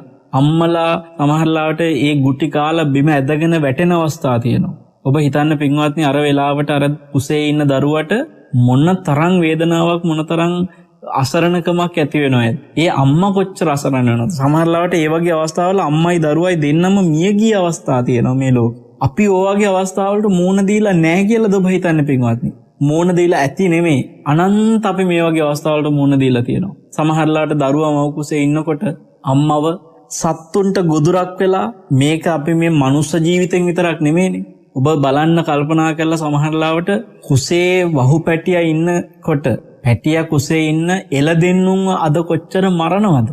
දරුවා කුසේ ඉන්න එළදෙන්නු. මේ වගේ විවිධ සත්තු කුසේ දරුවා ඉද්දී සමහරලාට තව සතෙකුගේ කටට ගොදුරක් වෙනවා. එතකොට පින්වත්නි අපි මේ අනන්ත සසරේ අපේ කුස තුල දරුවන් තියාගෙන දුක් විඳගෙන තව සතෙකුට ගොදුරු වෙලත් ඇති. ඒ වගේම අපේ අම්මා අපිව බොහොම අමාරුවෙන් කුසේ තියාගෙන ඉන්නකොට අම්මවයි මාවයි අනන්ත අප්‍රමාණ ආත්මවල තව සතෙකුගේ කුසේ ගොදුරක් බවට පත් වෙලා ඇති. ඉතින් ඒවා තව වෙනම අසරණකම් පින්වත්නි. ඒ වගේ අසරණකම් කොතෙකුත් අපිට තියෙනවා මේ සසර තුල. අපිට ඔය හැම එකම තීරින්නේ නැහැ. හැම එකම දන්නේ නැහැ. හැම එකම පේන්නේ නැහැ. හැම එකම දැනෙන්නේ නැහැ. හැබැයි පින්වත්නි බුදුරජාණන් වහන්සේ සියල්ල දකිනවා, සියල්ල දන්නවා. උන්වහන්සේ සියල්ල අවබෝධ කරලා තියෙනවා. ඒ සියල්ල අවබෝධ කරලා උන්වහන්සේ නිදහසුත් වුණා. නිදහස් වෙන මග ඊටාම පැහැදිලිව දැන් අපිට කියලා දීලා තියෙනවා. අපි පින්වත්නි මේ වගේ හිරවීමක මේ වගේ අසරණකමක මේ වගේ දුකක ඉන්නවා කියලා දැනගෙනත් අපිට තාම නිදහස් වෙන්න හිතෙන්නේ නැත්නම් ඒකයි මම ඔබට කිව්වේ හිරේ ඉන්න මිනිහෙකුට හිරේ අනන්ත දුක් විඳිනවා කියලා දැනත් හිරෙන් නිදහස් වෙන ඕනකමක් ඇවිල්ලා නැත්නම් ඒ මිනිහා තවත් අසරණයි. ඒ කියන්නේ හිරෙන් නිදහස් වෙන ඔක්කොම සැලැස්මත් ඇවිල්ලා හිරෙන් නිදහස් වෙන්න ඕන කරන අවශ්‍ය උදව් ටිකත් ඔක්කොම දීලා ඒත් හිරෙන් නිදහස් වෙන්න කිසිම ගාණක් නැහැ. තවත් හිරේම ඉන්න ඕනකම තියනවා වගේ.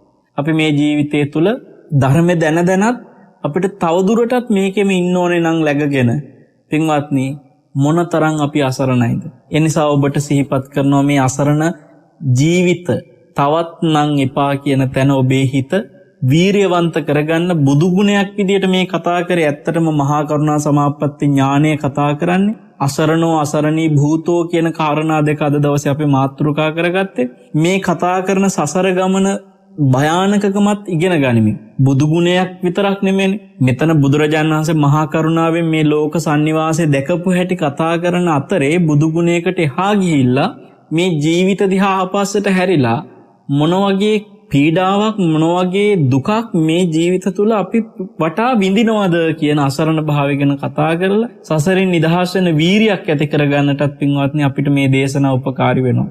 ඒක නිසා දැන් මේ මහා කරුණා සමාපatti ඥානයේ කොටස් වෙන වෙනම කතා කරන් යනකොට මේ වගේ සසර බය ඇති වෙනවා. ඊට පස්සේ සමහර කාරණා තියෙනවා විදර්ශනා ප්‍රඥාවට උපකාරී වෙනවා. ඒ වගේම තණ්හාව ප්‍රහාණයට උපකාරී වෙන දේශන තියෙනවා.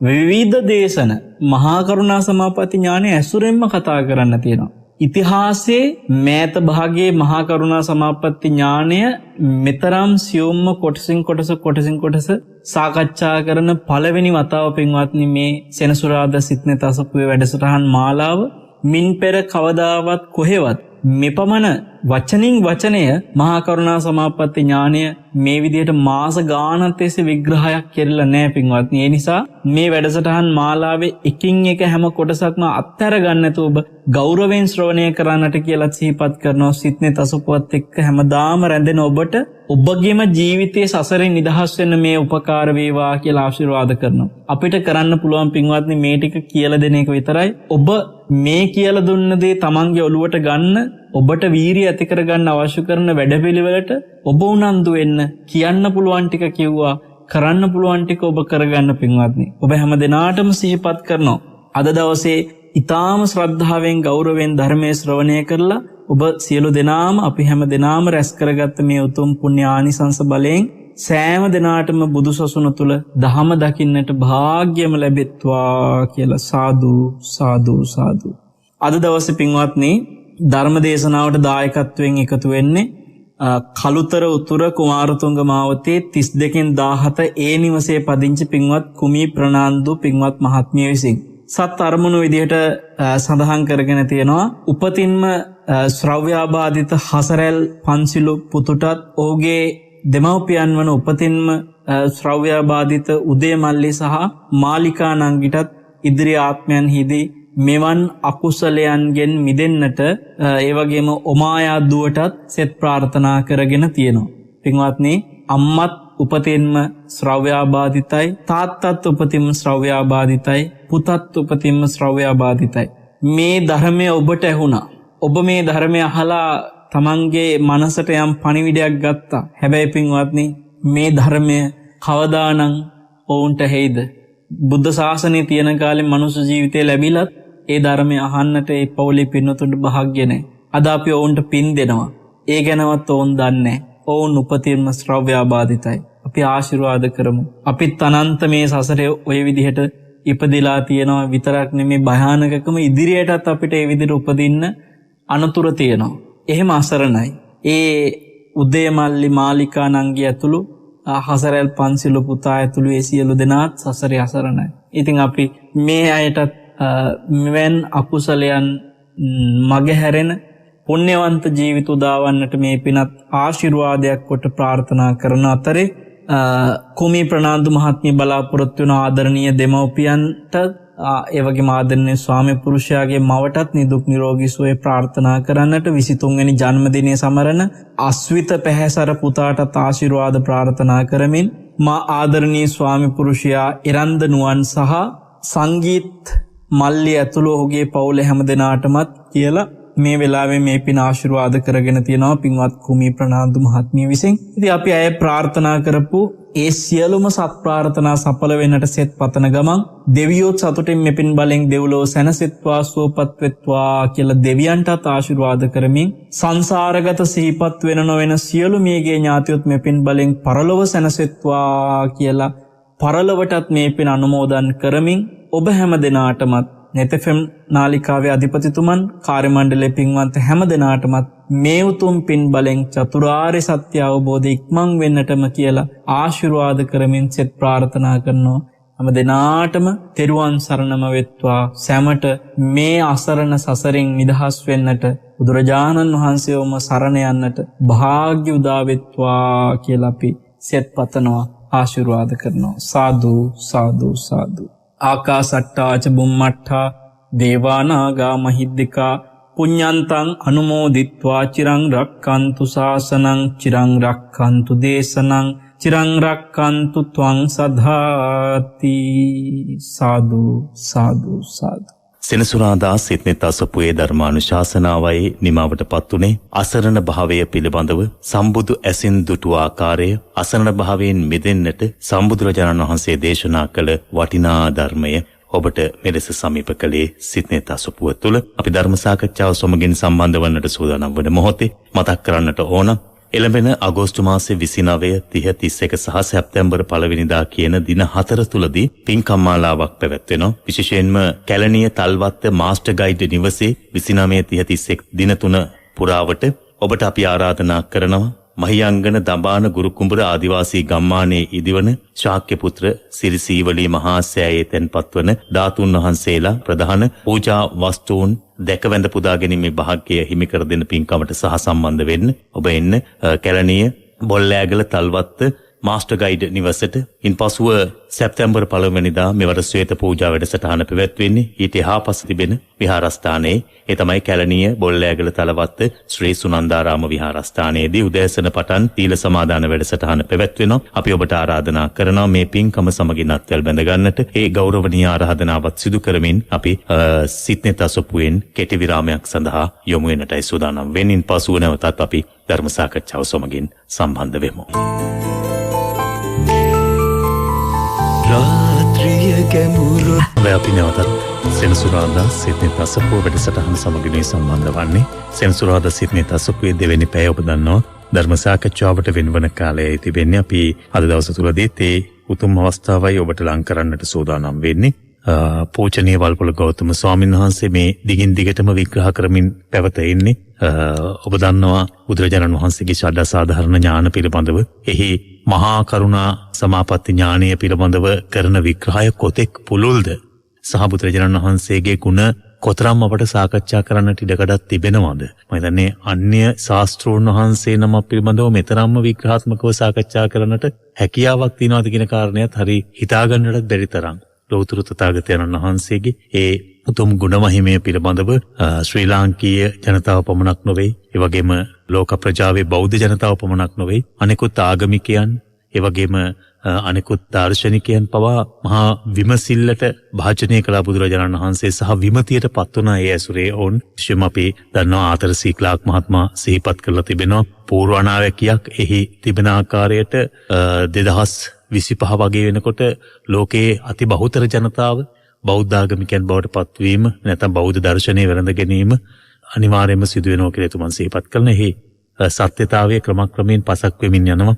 ලෝකයේ සිසාරා බෞද්ධ ධර්මයේ පිළිබඳව නැත්නම් බුදුරජාණන් වහන්සේගේ දර්ශනය පිළිබඳව මනා දැක්මක් ඔවුන් බොහෝ දෙනාගේ හිත් තුළ ගොඩ නැගී තිබෙනවා. ඉතින් ඒ නිසා බුදුරජාණන් වහන්සේ මේ ලෝකයට දායාද කළේ වෙන මොනවත්ම නෙමෙයි පරම සත්‍ය, ලෝකේ පවතින සැබෑ ස්වභාවය නැත්නම් යථා ස්වરૂපය. මේ නිසා තමයි ඇත්ත කියලා මිනිසුන්ට හඳුනා ගන්නට ක්‍රමක්‍රමයෙන් ඉඩ අවකාශ ලැබිලා තිබෙන්නේ. අද බොහෝ දෙනා හිත සතුටු කරගෙන තිබෙනවා, හිත යම් ආකාරයකට නිවාගෙන තිබෙනවා බුදුරජාණන් වහන්සේගේ ධර්මයේ හමුවේ. ඉතින් එවැනි උතුම් වූ ගුණ සමුදායක් පිළිබඳවයි මේ බුදුරජාණන් වහන්සේගේ සාධාරණ ඥානයන් හමුවේ මහා කරුණා සම්පatti ඥානය මුල් කරගෙන දීර්ඝ දේශනා මාලාවක් සෙනසුරාදා සිත්නෙත් අසපුව තුළ ඔබට සමීප කරවන්නට අපට අවකාශය ලැබුණේ. අසරණ භාවය පිළිබඳව පුළුල් වූ දේශනාවක් ඔබ ශ්‍රවණය කළා. ඒ ඇසුරේම ගොඩනැගෙන ධර්ම සාකච්ඡාවක්, ඒ වගේම තවත් ඊට සමගාමීව පවතින කාලයේ අපේ සමාජයේ මිනිසුන් අතර මතුවන දහම් ගැටලු තවත් අපට කතා කරන්නට අවකාශයක් මේ සාකච්ඡාව තුළදී ලැබේවි. ඒ නිසා ඔබේ හිත සෝදානම් කරගෙන ධර්ම ශ්‍රවණ කුසලයේ ඇති කරගන්නවා. මේ ඇහෙන ධර්ම කොටාශයන් මගේ ජීවිතයට මම එකතු කරගන්නවා. ඒ ඇසුරේ මගේ ජීවිතය නිවාසනසවා ගන්නවායි කියන අරමුණු පෙරදරි කරගෙන වැඩසටහන ශ්‍රවණය කරන්නට ඔබට බොහොම පින්සිතින් ගෞරවයෙන් ශ්‍රද්ධාවෙන් ආරාධනා කරනවා. ඒ වගේම ඔබ දන්නවා වැඩසටහනේ සාකච්ඡාව ආරම්භ කරන්න මත්තෙන් සිහිපත් කරන්නට ඕන ලබන 29 වනදා සහ 30 වනදා පින්කමක් මේ වන විට සූදානම් වෙමින් පවතිනවා. ඒ පින්කම ඔබ බොහෝ අපේක්ෂාවෙන් හිටියේ. ඔබ පහුගිය දිනවල ශ්‍රවණය කළ නෙත් රේඩියෝ ඔස්සේ මහියංගන පුරවරේ දඹාන ආදිවාසී ගම්මානයේ තිබෙන්නා වූ භූමිය තුල විහාරස්ථානය තුල චෛත්‍යරාජානන් වහන්සේ නමක් අභිනවයේ නිදි කරනවායි කියන වග. ඉතින් පූජනීය නෙල්ලිගල අපේ හාමුදුරන් වහන්සේගේ ප්‍රධානත්වයෙන් මාස්ටර් ගයිඩ් ආයතනය තමයි ඒ උතුම් කටයුත්තට මුල පුරා තිබුණේ. නෙත් රේඩියෝ මාධ්‍ය අනුග්‍රහකත්වය ලබා දෙමින් තිබුණේ. ඉතින් මේ චෛත්‍යරාජානන් වහන්සේ තුල ධාතුන් වහන්සේලා තැන්පත් කිරීමට නියමිතව තිබෙනවා. තව නොබෝ දිනකින් ඒ උත්තම වූ ධාතුන් වහන්සේලා පූජා වස්තුන් දැක බලා වැඳ පුදා ගන්නට ලැබෙන ඉඩ අවකාශ පිළිබඳව අපි ඔබට සිහිපත් කරනවා. ලබන 29 සහ 30 කියන දවස් දෙක තුලදී මේ පින්කම සිදු වෙන්නේ. තිබෙන ස්ථානය සහ පින්කම පිළිබඳව තවත් ඉදිරියට අපිට විස්තරාත්මකව කතා කරන්නට පුළුවන්. ඒ නිසා අද සෙනසුරාදා දවසේ අද උදෑසන සාකච්ඡා ශ්‍රවණය කරපු බොහෝ දෙනෙක් ඒ පිළිබඳව දැනගන්නට ලැබුණා. සහ දිගින් දිගටම මේ ශ්‍රවණය කළාම ඒ පින්කම තිබෙන ස්ථානය සහ වෙලාවන් හරියට නිසියාකාරවම දැනගන්නට පුළුවන්. එහිදී සෙනසුරාදා සිත්නෙත් අසපුව වැඩසටහන සහ සෑම සෙනසුරාදා දිනයකම ක්‍රියාත්මක වන ශාක්‍යාවලෝකන සදහම් කතිකාවත මේ පින්කමට සමගාමීව සජීවී ලෙසින් සමීප කරවන්නටත් අපි බලාපොරොත්තු වෙන. ඉතින් මේ පිළිබඳව ඔබ දැනගන්න දිගින් දිගටම නෙත් අහන්න ඔබට ආරාධනා කරනවා. ඒත් එක්කම නෙත් කටින මහා පින්කමේ పూర్ව පින්කම් මාලාව වස් ආරාධනා කිරීමේ පින්කම සිදු කරලා දෙවනකලා ඓතිහාසික පුදබිමේ මේ වන විට ගෞරවනීය මහා සංඝරත්නයේ වස් සමාදන් වෙලා තිබෙන්නේ. ඒ උතුම් වූ මහා සංගරුවනට දන්පැන් පූජා කරන්නට අපේක්ෂාවෙන් ඉන්න පින් ඇති ඔබටත් අපි ඒ සඳහා ආරාධනා කරනවා. අපිට කතා කරලා ඒ පිළිබඳ විස්තර දැනගන්න. ඒ ආරාධනාවත් කරමින් අපි සාකච්ඡාව ආරම්භ කරන්නටයි සූදානම් වෙන්නේ. පූජනීය වන්දනීය වල්පොළ ගෞතම ස්වාමීන් වහන්සේව වෙනසුරාදා සිටින තසපුව ධර්ම සාකච්ඡාවට නැවත වාරයක් බොහොම පින් සිතින් ගෞරවයෙන් ශ්‍රද්ධාවෙන් පිළිගනු ලබනවා. අවසරයි අපේ හාමුදුරනේ. අසරණ භාවය පිළිබඳවයි අද දේශනාව තුළ බුදුරජාණන් වහන්සේගේ මහා ගුණයක් එක කාරුණික වූ ගුණය පිළිබඳව සිහිපත් කෙරෙන ධර්මදේශනා මාලාවේ ඔබට ලං කරන්නට යෙදුනේ. අපේ හාමුදුරනේ අපි සාමාන්‍යයෙන් ජීවිතය ගත කරනකොට විවිධාකාරයේ රාග, ద్వේෂ, මෝහ මේ අකුසලත්‍රය පිටුපස හඹා යන ජීවිත තිබෙන්නේ. අපි හඳුනාගන්නේ නැහැ මේක අකුසලයක් කියලා. ජීවිතයේ සැපය මෙතනයි කියලා අපි හඳුනාගෙන ඒ අනුවයි ක්‍රියාත්මක වෙන්නේ. හැබැයි ධර්මයට ලං වූ සහ ලං වෙන්න ධර්මය හඳුනා ගන්න අපිට මේවැය තිබෙන බැරෑරුම්භාවය පෙනෙනවා. අපි ඒ නිසා හිතින් යම් ආකාරයකට විනිශ්චය කරනවා මේ කුමක්ද මෙච්චර අපි අල්ලගෙන තිබෙන්නේ බොහෝ වෙලාවට සැපයක් කියලා, අපේ ජීවිතේ බොහෝම විනාශය මුඛයට ගෙන යන කාරණා නේද කියලා, දුකක් නේද කියලා. ඉතින් එහෙම හඳුනා ගන්නකොට ලොකු අසරණ භාවයක් හිතට දැනෙනවා. අපි දැන් ධර්මයේ දන්න හැබැයි මේ දෙක අතර දෝලණය වෙන හිතක් තිබෙන්නේ. ඒ තත්වයේ තුල ඇති වෙන අසරණ භාවය කොතෙක් ජීවිතයක් ගෙන යන්නට නැත්නම් ගිහි ජීවිතයක් තුල අපි ඉන්න මේ සමාජයත් එක්ක ගලපා බලනකොට අපිට කොතරම් අසරණ භාවයක් ගෙන දෙනවද කියන කාරණේ ධර්මානුකූලව විග්‍රහ කරලා සාකච්ඡාවට ප්‍රවේශයක් ලබා දෙන ලෙස බොහෝම ගෞරවයෙන් ඔබ වහන්සේට ආරාධනා කරනවා. ඔව් අරුණ, දැන් අපි සමහර අවස්ථාවලදී පැවිදි වෙච්ච ස්වාමීන් වහන්සේලා අතර පවා ඔය සිහිය පුරුදු කරද්දී සමහරලාට තමන්ගේ හිතේ තියෙන අසරණකම, කෙලෙස් බහුලතාවය දකිද්දී එන අසරණකම එහෙමයි. ඒ තුළ උන්වහන්සේලා ඇතැම් විට ගන්න වැරදි තීරණ අපි ඕනතරම් අත්දැකලා තියෙනවා. එතකොට සමහර වෙලාවට ගිහියත්තු තුල පවා මේ කාරණේ දකිනවා. දැන් සමහර විට එයා සිහිය පුරුදු කරන්න ගිහිල්ලා හිත දැකලා හිතේ තියෙන කෙලෙසුන්ගෙන් හිතේ අසරණ වෙන හැටි තේරෙනකොට එයාට එනවා වෙන මොන් නැති පීඩාවක්. එහෙමයි. පසුතැවීමක්. එහෙමයි.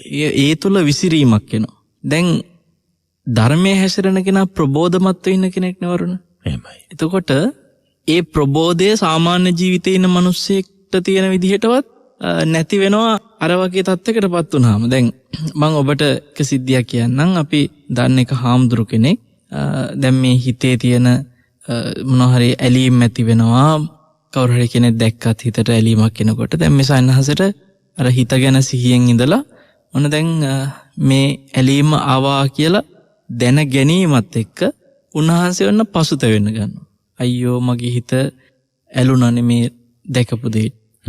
ඉතින් උන්වහන්සේ දැන් තවත් අසරණ වෙනවා එකකින්. ඒ කියන්නේ දැන් ඇලිච්ච සිත ගැන ওই විදිහට පසුතැවි කල්පනා කර හිත ඉඳලා හාමුදුරුවෝ මේ වරුණ කාලයක් ගියාට පස්සේ අපි බලනකොට සිවුරු ඇරලා ගිහිල්ලා. එහෙමයි. ඒ කියන්නේ උන්වහන්සේට මේ දිගට මේ හිත කෙලෙස් එක්ක ඇවිස්සෙන හැටි, ඇලෙන හැටි දැකලා කලකිරිලා මට මේ මහාන ජීවිතේ ඉන්න බෑ, ශික්ෂාපදත් බින්දෙනවා මෙහෙම ගියාම කියලා උන්වහන්සේ හිතටම වහල් වෙලා. ඒ කියන්නේ හිතින්ම අසරණ භාවය ඇති කරගෙන සිවුරු ඇරලා ගිහිල්ලා. දැන් මෙතනදී අපි දකින්නට ඕන දෙයක් තියෙනවරන සතියෙන් කරනවා ඇවිල්ලා හිතේ ඇති වෙන රාග, ద్వේෂ මේවා පෙන්වලා දෙනවා. සාමාන්‍ය දිනදා ජීවිතයේ ගෙවන මිනිස්සෙකුට ඔහොම මේ පෙන්වලා දෙන හිතක් නැහැනේ. එහෙමයි. මොන විදියට හිත ඇලුනත්, මොන විදියට හිත ගැටුනත් ඒ ගැන වගක් නැහැ. දන්නේවත් නැහැ. එහෙම එකක් වුණා කියලාවත් දන්නේ නැහැ. ඒ කියන්නේ හිතන්න වෙහෙසෙන්නෙත් නැහැ. ඔය ඇලුනද ගානකුත් නැහැ, ගැටුනද ගානකුත් නැහැ. ඔහේ ඉන්නවා. දැන් මේ ධර්මයේ හැසිරෙන්න කියපු කෙනා හිත දිහා දකිනකොට හිතේ ඇතිවෙන ඒ කෙලෙස් හඳුරගන්න සිහියෙන් කටයුතු කළාට එයාට අනිවාර්යෙන් ඕකට බද්ධ කරගන්න ඕන අනිත් ලක්ෂණය තමයි සම්පජඤ්ඤ කියන එක. දැන් බලන්න එකට කියන වචන දෙකක් මොකක්ද? සති සම්පජඤ්ඤ. එහෙමයි. එතකොට දැන් මේ සතියත් එක්ක සම්පජඤ්ඤ කියන එක නොතිබ්බොත් වරුණ ඔය වගේ ප්‍රශ්නයක් එනවා. එහෙමයි. අන්තිමට සතියක් නැති වෙනවා. නිසා මේ සතියට බද්ධ කරලා සම්පජඤ්ඤය කියන එක තියාගන්න ඕනේ. දැන් බලන්න අපි එක උදාහරණයක් විදිහට හිතමු. දැන් සති සම්පජඤ්ඤය කියන එකේ සිංහල වචනේත් ඔය අතරට කියන එක වටිනවා. මේ සිහිනුවන කියන වචනේ අපිට හරි හුරු වෙනවා වරුණ. කටට හුරු වෙච්ච වචනයක්. බොහෝ වෙලාවට කියන්නේ සිහිනුවණෙන් කටයුතු කරන්න කියන එක. සිහිනුවණෙන් කටයුතු කරන්න. මේ සිහිනුවන කියලා කියන්නේ වරුණ සති සම්පජඤ්ඤය කියන එකේ සිංහල තේරුම. එහෙමයි. සති කියන්නේ සිහිය, සම්පජඤ්ඤය කියන්නේ නුවණ. එතකොට ඒ දෙකේ වෙනස මොකක්ද කියලා අපිට පහදන්න පුළුවන් නේද? මෙහෙම මේ දෙක දැන් සම්පජඤ්ඤය කියනකොට දැන් සති කියන වචන නම් මිනිස්සු ගොඩක් වෙලාවට දන්නවනේ වරුණ. සතර සතිපට්ඨාන ගැන අහලා සතිය වඩන්නේ කොහොමද කියලා දන්නවා. සම්පජඤ්ඤය කියන එකේදී සම්පජඤ්ඤය ඇත්තටම අර හරියට කිව්වොත් එහෙම සතිය මුරකාරයෙක් වගේ. මුර කරන ක්‍රියාව වගේ. ඒ මුරකාරයා මෝඩ මුරකාරයෙක් වුණොම මොකෝ වෙන්නේ? හානි කරගන්නේ. මුරට හිටියා කියලාම බෑනේ. මිනිහා මොලේ ඇති මිනිහෙක් වෙන්නත් ඕනේ. ඔව්. මේ සතිය නම් මුරකාරයා මොලේ ඇති මුරකාරයෙක් කරන එක තමයි මේ සම්පජඤ්ඤයෙන් කරලා දෙන්නේ. කියන්නේ මුරකාරයා යම් සීමාවල් පනවනවා. එයා එතන අවශ්‍ය කරන මේ විමසීම් හදලා දීලා විමසීම් හරි ඒ ඕන කරන ධර්මයේ තුලින් විමසා බැලීම් හදලා දෙන එක තමයි මේ සම්පජඤ්ඤය කරන්නේ. ඇත්තටම සම්පජඤ්ඤ වර්ග 4ක් තියෙනවා. එහෙමයි. අපි පොළොල්ල වෙනම වෙලාවක ඔක සාකච්ඡා කරමු දේශනාවකදී. සාත්තක සම්පජඤ්ඤ, සප්පාය සම්පජඤ්ඤ, ගෝචර සම්පජඤ්ඤ, අසම්මෝහ සම්පජඤ්ඤ කියලා මේකේ 4 ආකාරයකට මෙයාගේ වැඩේ කරනවා. ඒක ස්ටෙප් වගේ. එතකොට ඔතන අපි සාමාන්‍යයෙන් අර හිත දිහා හැමතිස්සෙම විමසමස බලන එක මේකේ මුල් දෙකෙන් කෙරෙනවා. තුන්වෙනි එක්කෙනා ඇවිල්ලා හිතට අවශ්‍ය කරන නිශ්චිත නිතර විමසන්න ඕන නිමිත්තක් හිතට අරන් දෙනවා. කියන්නේ ගෝචර සම්පජඤ්ඤ. අසම්මෝහ සම්පජඤ්ඤය ඇවිල්ලා ඒ ගෝචර සම්පජඤ්ඤයකින්වත් ආත්ම දෘෂ්ටියක් හැදෙන මුලාවකට වැටෙන්නේ නැති වෙන්න හිත අවබෝධය තුල රකින්න. දැන් අර අතන ගෝචර සම්පජඤ්ඤයේදී ස්වාමීන් වහන්සේ තමන්ට කියන්නේ ගෝචර වෙන කියන ඕනෑම අරමුණක් කරද නුවණින් බලන්නේ නැත්නම් තමන්ට උචිත හොඳ කුසල් වැඩෙන එහෙම අරමුණක්ද? ගෝචර සම්පජඤ්ඤය තුල ඇත්තටම භාවනා අරමුණයි ගෝචර සම්පජඤ්ඤය කියන්නේ. කමඨහන කොටින්ම ඒකෙදී දෛනිකව දිනදා විමසන්න මොන හරි අරමුණක් පවත්වනවා නම් ඒ අරමුණ එක්ක අපි හිතමු ඉරියාපතේ වෙන්න පුළුවන්.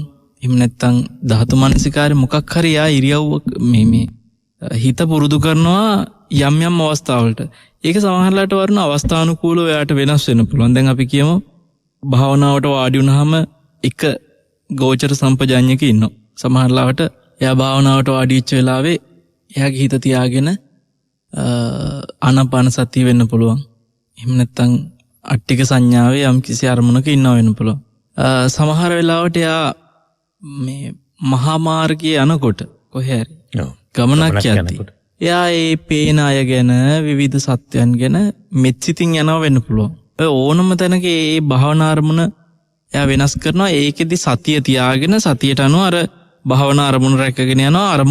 අරමුණට කියන ගෝචර සම්පජඤ්ඤය කියලා. එතකොට දැන් ඒක විදර්ශනාව ඇසුරින් මේ ආත්ම දෘෂ්ටියකට වැටෙන්නේ නැති වෙන්න. දැන් අපි කියමු කෙස් ලොම් නිය දත් ආදී දේවල් විමසනකොට කෙස් කොච්චර අනිත්‍යයි කියලා දැක්කට වැඩන්නේ නිට්ටය වූ කෙනෙක් දකිනා අනිත්‍ය වූ කෙස් කියන තැන ඉන්නකොට. ඒ කියන්නේ භාවනා අරමුණක ගොඩක් වෙලාවට පිරිහෙන තැනක් තමයි ඔය. සමහරු සෝතාපන්න වෙන්න ඕනි කියලා හරි ඕනකම තියෙනවා. නමුත් බලන්න වරන සමහරලාවට සක්කාය දිට්ඨිය බිඳෙන විදියට නෙමෙයි එයාගේ භාවනාව කෙරෙන්නේ. ඒ කියන්නේ එයා කොතන හරි ආත්ම දෘෂ්ටියක හිර වෙලා භාවනාව කරනවා. දැන් සමහර අවස්ථාවලදී බාහිර ලෝකයේ දකින්න දේ ඔක්කොම අනිත්‍යයි කියලා හිතනවා. හැබැයි මේ දැකපු දැකීම තුළ එයා ඉන්නව නිට්ටය කියලා හැඟීමක.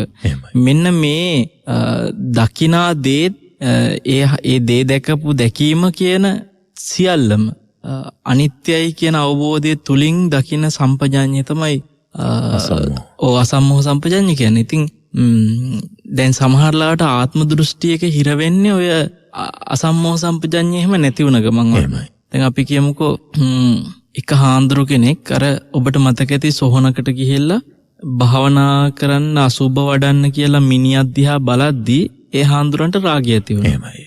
එතකොට දැන් රාගය ඇති වෙච්ච බව සතියෙන් අඳුරගත්තම මෙතනදී රාගයට ඒ රාගයේ ආත්ම සංකල්පකින් බලලා මේක මේ ස්ථිර දෙයක් වගේ හිතට අරගෙන ඒ තුළ පසුතැවි අයියෝ මගේ හිත මෙහෙම රාගය ඇති වුණානේ මෙච්චර මිනිහක් දැකලා මෙච්චර නීච හිතක් කොහේ මාර්ගඵල ලබන්නද කියලා පසුතැවි හිටියානම් උන්වහන්සේට අසම්මෝහ සම්පජඤ්ඤ කියන එක නැති වෙනවා. අසම්මෝහ සම්පජඤ්ඤ ආපු ගමන් කරන්නේ මොකද්ද? ඒ හටගත්ත රාගය වුණත් එතනදී ආත්ම දෘෂ්ටියෙන් තොරයි කියන එක අඳුන්වලා දෙනවා. නුවණින් කරන්නේ ඒකයි. දැන් අපි කියමු රාගය හටගත්තේ හේතුවක් නිසා. ඒ හේතුව හටගත්තම ඒකේ ඵලයක් විදිහට රාගය ඇති වුණා.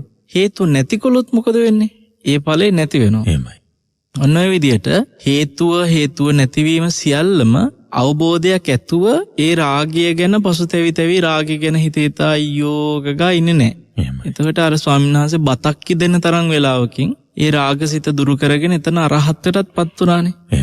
අන්න සතිය විතරක් තිබුණා නම් සතියෙන් රාගය අඳුරගෙන ඊට පස්සේ ඉතින් ඔතන දෙක වෙනවා. දෙක කරගන්නවා.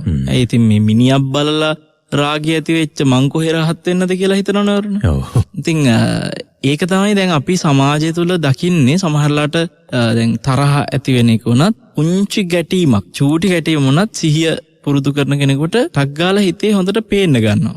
හරියට නිකන් හිතන්න වරුණ අපි දැන් මේ මේසයක් උඩ තියෙන දුහුවෙලේ කිලුටු එච්චර දකින්නේ නැහැ. සාමාන්‍ය රෙද්දකින් නිකන් පිහදාලා දැම්මට මේ මේසෙ දැන් පිරිසිදුයි වගේ කියලා පෙනුනට මේකට අර කාචයක් වගේ මොනවා හරි හොඳට මේ කැපිලා පේන මොනවා හරි දෙයක් පෙන්නු ඇල්ලුව ගමන් මේක උඩාදේ ලොකු කරලා බලන්න පුළුවන් නම් දෙකේ පේන් දැන්ට පියවි හැට පේන්නේ නැති අපිරිසිදුකමක් මේකේ තියෙනවා. පේන්න ගන්නවනේ වරණ. එහෙමයි. එතකොට දැන් සතිය හරියට ඔන්න ඕක ඇල්ලුවා වගේ. හරිද? ඒ හිතේ තියෙන ඇලෙන ගැටෙන කුණු සාමාන්‍ය ඇහින් නොදැක්කම මේ සතිය කියන එක වඩන කෙනාට එකපාරට අර කාචය අල්ලලා බැලුවා වගේ දැන් පේන්න ගන්නවා. එතකොට ඉතින් අයියෝ මේ මොන ජරාවක්ද මේ කියලා ඉතින් පසුතැවෙනවා. ඉතින් ඒක තමයි සම්පජඤ්ඤාපකම ඔක බිඳ ගන්න පුළුවන් ඉන්නේ. සාමාන්‍ය ජීවිතේට සිහියයි නුවණයි කියන දෙකම තියෙන්න ඕනේ. දැන් එක මහත්තයෙක් ආව හම්බෙන්න වරුණාද ඒ මහත්තයා ළමයි නිසා එයාට හරියට තරහ යනවලු. දැන් මෙයා මේ තරහ ඇති වෙන එක ගැන හිතේ ලොකු ප්‍රශ්නයක්. දැන් මෙයාට මේක ගැන හිත හැම වෙලාවෙම පීඩනයක මොකද්ද කරන්න කියලා හිත ඉන්නවා. එතුමන් හිතන්නේ ඇයි මට තරහ යන්නේ කියන එක. ඇයි තරහ යන්නේ?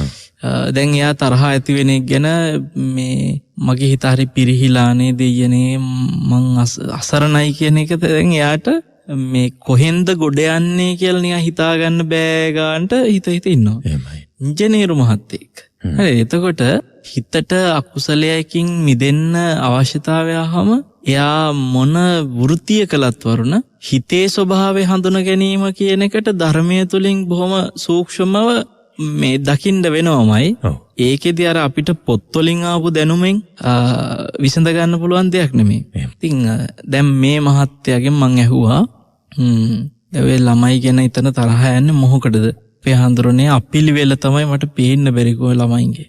එතකොට මං අහුවා එතකොට ඔබතුමාට ඒ තරහ යන්නේ ළමයිත් එක්ක මොකක් හරි තියනවද දැක්ක ගමන් ළමයින් ගැන තරහ යන එක නැත්නම් ළමයිත් එක්ක නෙමෙයි ප්‍රශ්නේ තියෙන්නේ අපිලිවෙලත් එක්කයි කියලාද හිතෙන්නේ කියලා. ඇත්තටම සයනස් මම ළමයින්ට ආදරේ ළමයිත් එක්ක නෙමෙයි තියෙන්නේ. ඒගොල්ලන්ගේ අර කරන ක්‍රියාව ඒ අපිලිවෙල. එහෙමයි. මං අහුවා එහෙනම් ඔබතුමාට අපිලිවෙල කියන එකට ඔබතුමා කැමති නැහනේ. පොඩ්ඩක්වත් කැමති නැහැ කිව්වා. එතකොට එහෙනම් තරහ එන්නෙම එහෙනම් මේ අපිලිවෙල කියන එක හින්දා කියලා දැන් ඔබතුමා ආයෙත් කියනවනේ. ඕක කිව්වා. මං ඇහුවා ඔය අපිලිවෙල කියන එකට නම් තරහ යන්නේ මම දැන් ආරාමයේ පිටිපස්සේ පල්ලෙහා ගෙදරක් තියෙනවා ටිකක් ඈත. මොකෝ ආන්ගර පල්ලෙහා ගෙදරත් පොඩි ළමයි දෙන්නෙක් ඉන්නවා. මේ යාගේ ගෙදර නෙවෙයි වරණ. ඔව්. එයා මේ බස්නාහිර පළාතේ කෙනෙක් නෙමෙයි. ඒතර මං එයාට කිව්වා ආන්ගර පල්ලෙහා ගෙදර ඉන්න ළමයි දෙන්නත් අපිලිවෙලට වැඩ කරනවා කියලා ඔබතුමා දකිනවා. එතකොට ඔය දැන් ඔබතුමාගේ ළමයි දෙන්න ගැන තරහ ගිය විදිහටම තරහ යනවද? නැහැ කිව්වා. ඇයි? ඉතින් එතනත් අපිලිවෙලනේ. දැන් ඔයාට තරහ යන්නේ අපිලිවෙලටනේ. එතකොට දැන් ඔයාගේ ළමයි ගැන ඒ එන තරහම ඇයි අර ළමයි ගැන එන්නේ? එන අපිලිවෙල කොතන දැක්කත් ඇති වෙන්න ඕන අපිලිවෙල නම් තරහක්. දැන් එහෙම එනවා. නමුත් දැන් මෙතන අර ළමයි දෙන්න ගැන එන පීඩනේ, තමන්ගේ ළමයි දෙන්න ගැන එන පීඩනේ මේ ළමයි දෙන්න ගැන නෑනේ. එහෙමයි. ඇයි හේතුව කියලා මං අහුවා. හේතුව වරුණ මම මෙතුමට පෙන්නලා දුන්නා. පටිග කියන එකනේ මේ ගැටීම, තරහ. එහෙමයි. පටිග දුරු වෙන්නේ මොන මාර්ගඵලයේ ලබනකොටද? සම්පූර්ණම පටිග නැති වෙලා යන්නේ. අනාගාමී ඵලයටපත් වෙනකොට. එහෙමයි. ඒතර වරුණ අනාගාමී ඵලයටපත් වෙද්දී පටිග නැති වෙන්නේ ඇයි? කාමරාගය නැති වෙන හින්දා. කාමරාග පටිග. ඒ දෙක එකට සම්බන්ධ වෙලා දෙන්න එකට ඉන්නේ. එතකොට පටිගය හැමතිස්සෙම කාමරාගේ හින්දා තියෙන එක. කාමරාගය එක්කම හටගන්න එක. කාමරාගේ ඇත්තේ කොතනද? එතන පටිග තියෙනවමයි. මේ දෙන්නා වෙන් කරන්න බෑ. එහෙමයි. දැන් ඔබතුමාට ඔබතුමාගේ දරුවෝ ගැන යම් කාමරාගයක් තියෙනවා. හටගත්ත ඇල්මක් තියෙනවා. ඔව්. එතකොට මගේ ළමයි කියලා ඒ සෙනෙහසින් බැඳිච්ච ළමයි ගැන තියෙන කාමරාගේ නිසා තමයි ළමයි ගැන ඔය එන පටිගය තියෙන්නේ. එහෙම. දැන් අර පල්ලෙහා ගෙදර ළමයි ගැන ඔබතුමාට එහෙම කාමරාගයක් නැහැ. ඉතින් එහෙනම් කිසිම හැම ඒගොල්ලෝ ගැන පටිගයක් එන්නේත් නැහැ. ඉතින් මේකේ අපි සමහර වෙලාවට දකින්න ඕන දෙයක් වරුණ මේ ඇලීම් වැඩි වෙන තරමට අපේ හිත අසරණ වෙනවා. මොකද ගැටීමුත් වැඩි වෙනවා. අසරණකම කියන එක එහෙම එන එක. දැන් අපි නිකන් හිතමු යම් කිසි දේශපාලන පොඩි වෙනස්කම් වෙනවා කියලා සමහර අය කතා කරනවා. මේ සමහරලාවට අනේ දැන් මේ කෙනා හොඳට වැඩ කරනවා කියලා කවුරු හරි හොඳට වැඩ කරන කෙනෙක් දකින්න පුළුවන්. ඒ වගේම සමහර ඇමතිවරුම කියනවාලු අපි මේ ලැබිච්ච බලාපොරොත්තු වෙච්ච දේවල් ලැබුණේ නැහැ කියලා අසරණ වෙයි කියලා. මම ඕක ගැන නෙමෙයි කියන්නේ. මං කියන්නේ දැන් මං කියන්නේ අසරණකමක් කියනවනේ. ඔය ඒගොල්ලෝ කොහොමත් හැමදාම අසරණයි. එතකොට මේ ලෝකෙට පෙන්නනවා අසරණයි කියලා. නමුත් මිනිස්සු තමයි හැමදාම අසරණ. ඉතින් මං කියවරුණ දැන් හිතන්න උදාහරණයකට ඔන්න අපි මන අපේ දුන්න කෙනා හොඳට වැඩ කරනවා දක්ෂ විදිහට කියලා තමන් ඔන්න දැක්කා කියමුකෝ. එතකොට දැන් ඒ කෙනා ගැන තමන්ගේ හිතේ ඇල්මක් හදා ගන්නවා. හොඳේ මෙයා හොඳට වැඩ කරනවා, මෙයා දක්ෂ පාලකයෙක් මෙහෙමයි කියලා ඇල්මක් හදා ගන්නවා. ඒ ඇල්ම හදාගත්ත තරමට එයා ගැන තියෙන ඇල්මේ ප්‍රමාණයට එයා ගැන විරුද්ධව කතා කරන ඒවා හෙද්දී එයාට විරුද්ධව මොන හරි කරන දේවල් දකිද්දී හැම දේ ගැනම තරහ යනවනේ. නේද? ඒ කියන්නේ දැන් අපි කියමුකෝ මේ උදාහරණයකට එංගලන්තේ ඉන්නවා ජොසේන් කියලා මිනිහෙක්. හරිද? මම දැකලත් නැහැ. දන්නෙත් නැහැ උදාහරණය. ජොසේන්. දැන් එංගලන්තේ ඉන්න ජොසේන්ටත් ඔය අපි ඡන්දෙ දුන්නා කියන මිනිහයා ගැන එහෙම ඇල්මක් තියනවාද? ඒ මිනිහයා දන්නේවත් නැහැ. හරිද? අපි කියමුකෝ එයා ලංකාවට ආව පොඩි වෙලාවකට මොකක් හරි වැඩකට ආවා. එයා දන්නේ මේ ඉන්න දේශපාලකයෝ ගැන. එතකොට දැන් අපි කැමති දේශපාලකයාගේ එකෝ මේ පින්තූරයකට කරන හානියක් එහෙම නැත්නම් මේ දේශපාලකයා ගැන කරන මේ ද්වේෂ සහගත කතාවක් අපි එක්ක දකිනවා ඇහෙනවා එහෙම අත්දැකීමක් අපිට උන ලැබෙනවා. ජොසේන්ටත් ඒක පේනවා. එහෙම නැත්නම් ජොසේන්ටත් ඒක ඇහෙනවා. අපි කියමු ඉංග්‍රීසි වලින් බයින්නේ ජොසේන්ටත් ඇහෙන විදිහ තේරෙන විදිහට කියලා අපි කියමුකෝ. මේ දැන් මේ දේශපාලකයාට කරන හානිය අපි පින්තූරයක් පුච්චනවායි කියලා හිතමුකෝ නේ උදාහරණයකට. මං ප්‍රියයි කියලා හිතේ හදාගත්ත දේශපාලකයාට ඒ පින්තූරේ දේශපාලකී පින්තූරේ පිච්චෙන එක මට දකින්නකොට එන තරහා ජොසේන්ට එන්නේ නැත්තේ ඇයි? ඇයි එයා ජොසේන්ට එන්නේ නැත්තේ? එයාට අර දේශපාලකයා කෙරෙහි ආපු කාම විතරක කාමරාගයක් නැහැ. ඇලුණු සිතුවිලි නැහැ. එහෙමයි. එතකොට වරුණ මේ ඇලුණු සිතුවිලි පිරිච්ච තරමට ඒකේ තියෙන එක අසරණකමක් තමයි ද්වේෂෙත් වැඩි වෙනවා. අපේ හඳුරන එතකොට ඒ කාමරාගය ඇති වෙන්නේ ඇලුණු සිතුවිලි නැත්නම් Taman දන්න හඳුනන Tamanට වුවමනා ඒ කොටස් වලට පමණද? වරුණ මේ අර භද්‍රක සූත්‍රයේ තියෙනවා යමකට යමක් ගැන හිතිච්ච දා ඉඳලා. යමක් ගැන ඇහිච්ච දා ඉඳලා. එහෙම නැත්නම් ඒ කියන දේ දැකපු දා ඉඳලා තමයි ඇල්ම හටගන්නේ. කියන්නේ යමකට ඇලෙන්නේ අවම වශයෙන් දැකලත් නැත්නම් අහලත් නැත්නම් අවම වශයෙන් ගැන හිතෙන්නවත් එපා. එහෙමයි. දැන් අපි කියමුකෝ අවුරුදු 2000කට 3000කට උඩදී හිටපු මිනිස්සු දුරකථන ගැන දැනන් හිටියද? එතකොට ඒ ගැන දැකීමක් නැහැ. දන්නේ නැහනේ. එතකොට දුරකථන කියන එක ගැන අද දැකීමෙන් එන ඇල්ම හෝ දුරකථනයේ තියෙන දෙයක් ගැන ඇසීමෙන් එන ඇල්ම පැත්තක දාලා හිතන්න. එදා ඒ මිනිසුන්ට දුරකථන ගැන හිතුනොත් හරිය තමයි ඇලෙන්නේ. එහෙමයි. හිතිලවත් නැත්තම් එහෙම එකක් ගැන. මිනිස්සු දුරකථනයක් කියන එක ගැන හිතලාවත් නැත්තම්. ඔව්. මෙලෝ දැනුමන්නේ ඒක. ඒක කොහෙද ඇලෙන්නේ? ඇලෙන්නේ එහෙම. ඉතින් ඒ සමය ඇලෙන්නේ හැමතිස්සෙම එක්ක හිතලා තියෙන්න ඕනේ. එහෙම නැත්තම් දැකලා තියෙන්න ඕනේ. එක්ක අහලා තියෙන්න ඕනේ. එතකොට වරුණ මේ දැනিলা තියෙන ඕන එහෙම දෙයක්. ඉතින් මං මේ කිව්වේ ඔය විදිහට ඇලීම් හින්දා කාමරාග හින්දා පටික ඇති වෙන අවස්ථා සංයෝජන විදිහට මේ හිතේ තියෙන නිසා ඒකේ තරහා කියන එක ගැන තමන් සිහියෙන් අඳුරගත්තා නම් ඔන්න මට තරහ යනවා කියලා. එතකොට යාට සම්පජඤ්ඤ විසින් මේවා විස්තර විමසලා තේරුම් කරලා දෙනවා මේ තරහා මෙන්න මේ හේතු හින්දා. මෙන්න මෙහෙම මට දැන් අපි කියමු ජොසේන්ට නැහැ අර මේ දේශපාලඥයාගේ පින්තූරේ විනාශ කරන එක පටිඝ නිමිත්තක් බවට පත් වෙන්නේ නැහැ ජොසේන්ට. එයාට පටිඝ නිමිත්තක් වෙන්නේ නැහැ. ඒතකොට දැන් මට එක පටිඝ නිමිත්තක්. එකම නිමිත්ත මට පටිඝ නිමිත්තක් අරයට එක පටිඝ නිමිත්තක් වෙන්නේ. ඒතර මේ පටිඝ නිමිති හදාගත්තේ මං ඒ ඇලිච්ච නිසා කියලා දකින්නේ සම්පජඤ්ඤයෙන්. එහෙමයි. මේ ඇලිච්ච හේතුව හින්දාම ඒ තියෙන ප්‍රියභාවයෙන් හින්දාම දැන් මගේ හිත ගැටෙන්නෙත් මේ පටිඝ නිමිත්ත නිසා කියලා ඒවා ඔක්කොම තේරුම් කරලා දෙන්නේ සම්පජඤ්ඤය. ඒ ඔන්න ඔය සම්පජඤ්ඤය නැතුව සතිය විතරක් පුරුදු කරනකොට ඇත්තටම ධර්මයේ හැසිරෙන කෙනත් හරි අසරණයි වගේ. ඇයි අර දැන් අර හාමුදුරන්ට උනේ ඒකනේ. හාමුදුරුවෝ සිවුරුත් ඇරලා ගියා. මේ සමහර හාමුදුරුවෝ ඉන්නවා කිසිම සිහියක් පුරුදු කරන්නෙත් නැහැ. එහෙමයි. මේ ලෝකේ සිහියක් නැහැ. ඔහේ ඉන්නවා. එක්ක මේ දැන් බලන්නකෝ සිහිය තිබ්බනම් මොන තරම් ලැජ්ජ හිතෙනවද කියලා ඔය මේ ආසන වල රණ්ඩුවේ. ඔව්. පිනට ලැබුණු ආසනයක් කියලා හිතලා හිත හදා ගන්න ඕන නේද? එතකොට මේ ශාසනයට වැඩි ආසනෙ ලොකුණා. ඔව් ශාසනයට වැඩි ආසනෙ ලොකුණා කියනවා. ඒතර අපි දකිනවා මේවා කරද්දි මේ ලෝකේ ලැජ්ජාවක් නැහැ ඕන තරම් ඒ ජරා මේ වැඩේ කරගෙන යනවා. හරි. ඒතර අර මේ සිහිය පුරුදු කරන්න මහාන වෙච්ච හාමුදුරුවෝ සිවුරු ඇරලා යනවා හිත දැකලා. නේ දෙයනේ කියලා. බුද්ධ කාලෙත් ඔහොම වෙච්ච අවස්ථා තියෙන සමහර හාමුදුරුවෝ. ඒක තමයි සතිය විතරක් තිබිලා බෑ. සතියත් එක්ක හිත අසරණ වෙන්නේ නැතුව හිතට සැබෑම මේ රැකවරණ දෙන්න නම් එයා වරුණ සම්පජඤ්ඤයෙන් ඒක තේරුම් ගන්න ඕනේ. ඉතින් සම්පජඤ්ඤය නැති කෙනා ධර්මයේ හැසිරෙද්දී ඇත්තටම අසරණයි. එයා ලොකු පීඩනයක ඉන්නේ. සමහර වෙලාවට මේ හිත දැකලා ඒ පීඩණයෙන් පසුතැවි ඉන්නකොට එතනම තියෙන්නේ තකුසලයක්. දැන් අර ඔබට මතකද වරුණ හාමුදුරු කෙනෙක් ගහක කොළයක් කැඩලා ඔරුවෙන් බහිනකොට ඇවතක් වුණා කියලා. දැන් බලන්නකෝ ඇවත වෙච්ච හැටි 100න් අඳුරගත්තා. හරි. ශික්ෂාව බිඳුනාය කියන එකත් 100න් අඳුරගත්තා. දැන් සමහර හාමුදුරුවෝ කොහොමවත් සිහිය පුරුදු කරන්නේ නැති අය කොළ නෙමෙයි අතු පිටින් කැඩෙනවා. මේ ඇවිද යන අතරේ ආසාවට වගේ අතු නවලා කඩ ඒවෙන් නේද බෝල හද එහෙ විසි කර යනවා. එයා දන්නේ ඇවතක් වුණා දන්නෙත් නැහැ. කිසිම සිහියක් නැහැ. හරිද? කිසිම සිහියක් නැහැ. හැබැයි hina වෙවි ඉන්නවා.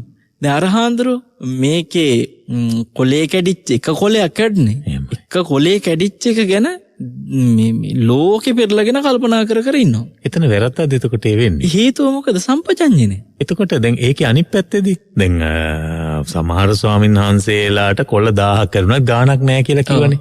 එතකොට ඒ සම්පජඤ්ඤය නැති නිසාමද එහෙම වෙන්නේ? නැත්නම් සම්පජඤ්ඤය තිබ්බොත් එහෙම ඒ දේ නොවෙනවද? මොකක්ද එතන වෙන්නේ? වර්ණ දැන් මෙහෙමනේ. සීලය ගැන ගෞරවයක් ඇති වෙච්ච කෙනා සතිය පුරුදු කරලා සිහියෙන් දැන් අඳුරගත්තවන ශික්ෂාව කැඩුණා කියලා. ශික්ෂාව කැඩුණා කියලා අඳුරගෙන ඒ ශික්ෂාව නැවත ප්‍රකෘති කරගන්න අවශ්‍ය කරන කැඩිච්ච එක නැවත ප්‍රකෘති කරගන්න ඕන නුවණත් ඒ භික්ෂුවට තියෙනවා. එහෙම නැතුව ඒක ගැන පසුතැවි හිටියොත් මෙතන තියෙන්නේ හුදු ගැටීමක් ද්වේෂයක් පමණයි. එහෙමයි. තමන්ගේ ශික්ෂාව කැඩීම ගැන තමන්ගේ හිත එක්කම තමන්ට ද්වේෂයක් තියෙනවා. එහෙමයි. ඒ ද්වේෂය කවදාකවත් සුගතිය උපතකටවත් උදව් වෙන්නේ නැහැ. එහෙමයි. හානියක්මයි වෙන්නේ තමයි. ඒක හානියක්ම තමයි. ඉතින් සාමාන්‍ය දුස්සීල ගැන කොහොමත් කතා කරන්න දෙයක් නැහැ. දුස්සීලයක් කොහොමත් දුගතිය යනවා. එතකොට සිල්වත් කෙනත් සීල රකින්න ගිහිල්ලා අන්තිමට කැඩිච්ච ශික්ෂාපදේ ප්‍රകൃති මේකේ කැඩෙන එකත් නෙමෙයි ප්‍රශ්නේ. ඒක ප්‍රകൃති කරගන්න නුවණක් තියෙන්න ඕනේ. එහෙමයි. ප්‍රകൃති කරගන්න නුවණ නැත්තම් පසුතැවුණයි කියන්නේ ඉරකපත්ත නාගයා වුණා වගේ අර හාමුදුරුවෝ දුගතියක තමයි දැන් ඉතින් ඉරකපත්ත නාගයා වෙලා ඇත්තටම මේ පැවිදි ජීවිතයක් ගත කරපු කෙනෙක් වරුණ නාගාත්මයකට යන්න මොකටද සිල් රකින්නේ? සිල් රැකලා නාගයෙක් වෙලා. එහෙමයි. ඉතින් අසරණ නැද්ද? එහෙමයි. දැන් අතන චුල්ලපන්තක හාමුදුරුවෝ ගාථාව පාඩම් කරගන්න බැරි වෙලා ඉන්නකොට මහා පන්තක හාමුදුරුවෝ එතකොට සම්පජානන නැතුවයි ක්‍රියාත්මක වෙලා. ඔව් ඇත්තටම දැන් සමහරලාට වරණ මේ ධර්මයේ තුල ඉන්නවයි කියලා හිතාගෙන සංඝයාට හරියට පීඩන දෙනවා, ගැටීම් හදනවා. දැන් අර බලන්නකෝ වැසිකිලි බාල්දියක වතුර ඉතුරු වෙලා මේ වෙච්ච දේ අර හාමුදුරුවරුන්ට වැසිකිලි බාල්දිය වතුර ටික මේ චුට්ටක් ඉතුරුනා කියලා ඒකෙදි විනය රකින්නවයි කියන හාමුදුරුවෝ ඒක අල්ලගෙන කොච්චර මේ සංඝයා අතර බෙදීමක් කළාද. ඉතින් ඒ වගේ ඇතැම් විට සතිය කියන එක විනය කෙරෙහි දක්වන සතිය කියන එක තුළ සංවර වෙනවයි කියන එක ඇතුලේ තමන් හරියට මේ පීඩාකාරී විදිහට සමහරලාට ඇතැම් අය ඉන්නවා වරුණ මේ කෘෂ වෙලා යනවා. නින්දක් නැහැ. ලෙඩ වෙනවා. මේක එහෙම අසරණ වෙන්න ඕන එකක් නෙමෙයි සිල් රකින්නයි කියන එක. ධර්මයේ හැසිරෙනවා කියන එක. ඒකයි අර එක පැත්තක් නැති වුණ ගමන් අන්බැලන්ස් වෙන්නේ. ඔව්. ඒතකොට ඒ මෝහය නෙමෙයි අපේ මෝහය තමයි. මෝහය මේ. මෝහය. එන්නේ සීලය තුල මෝහයට යන්න පුළුවන්. ඒ කොහොමද? ආත්ම දෘෂ්ටියෙන් තර සයින්හන්සට උනෙත් ඒකයි. ඒ කොලේ කැඩිච්ච එක හාමුදුරුවෝ නිකම් රෙකෝඩ් එක වගේ ජීවිත කාලේ කවදාකවත් ශික්ෂාපදයක් කැඩෙන්නේ නැති වෙන්න මම මේක රකින්නයි කියලා හිතාගෙන කරගෙන ගියා. කැඩුනා. ඔව්. ඊට දැන් හාමුදුරුවෝ එතන ආත්ම දෘෂ්ටියක් නේ තියෙන්නේ. කිසිදා ශික්ෂාපදයක් නොකැඩුණු කෙනෙක් මම කියලා එයාට ඒක නිකන් අර හරියට මේ වගේ.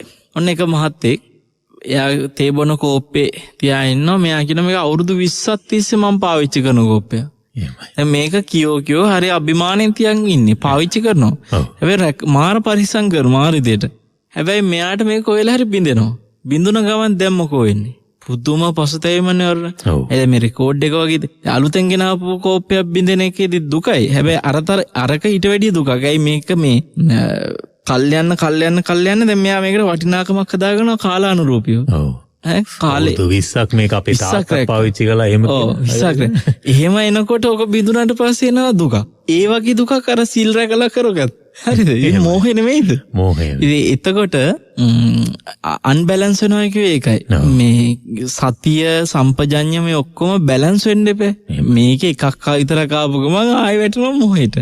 ඉතින් ඇත්තටම අද අපි මේ සාකච්ඡාවේ තෝරගත්ත මාතෘකාවේ පැතිකඩ හොඳයි මේ ධර්මයේ හැසිරෙන අය අසරණ වෙන හැටි. ඉතින් ධර්මයේ හැසිරීම නිසා අසරණ වෙන විදිය ඒ තුල ඇති කරගන්න පීඩාව ඇත්තටම ඒක මේ පෞල් සංස්ථාය තුල බිඳ වැටීම් වලටත් සමහරලාට බලපාලා තියෙනවා. දැන් අර සරලවම විදිහට අපි මිනිස්සු අහන ප්‍රශ්නේ තමයි මෙච්චර පිංකම් කරලත් අපිටම ප්‍රශ්න එන්නේ ඇයි කියලා අහනවනේ. අපි හැමදේම කතා කරන ඔය තත්ත්වෙදීත් එතකොට ඒ අය හිතාගෙන කියන්නේ මෝහයට පත් වෙලා ඉවරයි ධර්මයේ මම නියරිලා ඒක නිසා මට අනිවාර්යයෙන්ම සහනයක් රැකවරණයක් තියෙනවා කියන තැනට හිතපත් කරගෙන පූර්ව නිගමනයකට ඇවිල්ලා. ඔය ඒක තව මෝහය. තව මෝහය. එතන යන්නේ යාලා හිතාගෙන ඉන්නවා සිල් රකින්න කෙනාට කිසි අනතුරක් වෙන්නේ නැහැ. ඔව්. ධම්මෝහ විරක්කති ධම්මචාරී ගලපගෙන ඔක්කොම. ඒවා ගලපගෙන මං කියන්නේ හැමතිස්සෙම හිතන්න රහත් වුණ අයටත් ගොන්නු ඇනලා පිරිනිවන් පාලා තියෙනවා. එහෙමයි. මුගලන් මහරහතන් වහන්සේ අපි එදස්සා සිහිපත් කළා. ඔව්. ඒ කියන්නේ දැන් බාහිදාරු චීරිය වගේ අය මේ රහත් වෙලත් ගොන්නු අයින්නවා ඇවිල්ලා. එහෙමයි. නේ? පුක්කුසාති වගේ අය අනාගාමීලා ඉදි ගොන්නු අයින්නවා. අයින්නවා. ඒ වගේ කර්ම විපාක බලපාලා යම් විදිහට ප්‍රශ්න ඇති වෙනවා. සෝවාන් වෙච්ච අය කී දෙනෙක් අසරණ වුණාද මේ මරණ වෙලාවේ? අපි ගත්ත සාමාවතීව පුච්චලා මරණ. බිම්බිසාර රජතුමාව ජේල් එකේ මේ හිරගෙදර මේ කකුල් පළලා කණ්ඩ නොදී බඩගින්නේ මැරෙනවා. එතකොට අපි ඔයගේ ප්‍රශ්න කොච්චර ඒ කාලේ ශ්‍රාවකයන්ගේ මාර්ගවල ලැබපුවා විඳපුවා තියෙනවද? එහෙමයි. ඉතින් ඒ අය සීලය රැකලා සමාධිය පෙන්ඩික සිටුතුමා කොච්චර දන් දුන්නද? අන්තිමට සමහර ආහාර නැතුව ඉන්න අවස්ථාවන් පත් වුණා නේද? ඔව් ඒ කියන්නේ අර මොනවද නියුඩු හාලේ බතුයි කාඩි හොද්දයි විතරක් කරන කාලයක් තිබ්බනේ. ඉතින් ධම්මෝහ වේරක්කති ධම්මචාරී කියන එක සමහරු ගලපගෙන තියෙන ඔන්න ඕවට. ඒ කියන්නේ ඒක නිකන් අර සමහරු හිතාගෙන ඉන්න වරුණ සීලේ ඇපයක්. ඒ කියන්නේ මේ කරදර වෙන්නේ නැති වෙන්න ඇපයක්. සමහර වෙලාවට යට හිතෙනවා අපි පටන්ගත බිස්නස් වුණත් එහෙම කඩා වැටෙන එක නැහැ. අපි හොඳට කාටවත් කරදර කරන්න අපි කට්ටියට උදව් කරන දන් දෙනවා. එහෙම මේ ඒගොල්ලන් ඒ බුද්ධ කාලේ සිදුවීම් සිහිපත් කරලා බලන්න ඕනේ. ස්වාමීන් වහන්සේලාට වෙච්ච හානි ප්‍රශ්න භාග්‍යවතුන් වහන්සේට අර දේවදත්ත ගල පෙරලන වෙලාවේ ඒ වෙලාවේ ගලෙන් බේරුණත් මේ පුංචි ගල් පතුරක් මේ පිටිපත්තුලේ වදිලා සීරිලාලේ ආවනේ.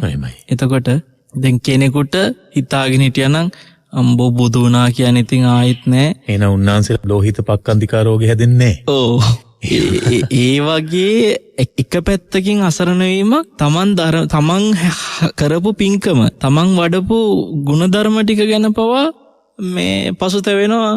මම මෙච්චර කරලායි මට මෙහෙම කරදර වුණේ කියලා. ඒ කර්ම දහවඳුරනේ එහෙම වෙන්නේ. පෙර කර්ම දේ විපාක දෙන්නේ. ඔව් දැන් ඔය සාමාවතිරුනේ පෙර අකුසල කර්මය. බිම්බිසාර රජතුමාට උනේ ඒ පෙර අකුසල කර්මය.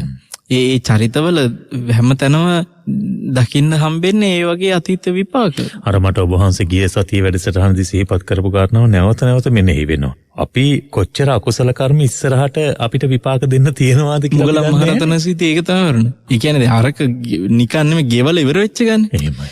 අපි හැමතිස්සෙම ආනන්තරේ පාප කර්ම කිව්වම කතා වෙන්නේ කල්පයක් නිරේ. ඔච්චරයිනේ. කල්පයක් නිරේ. ඉතින් කල්පේ නිරේ ගිහින්නේ මේ ඇවිල්ලා තියෙන්නේ. ඒ ඇවිල්ලා තාම විපාක දෙනවනේ.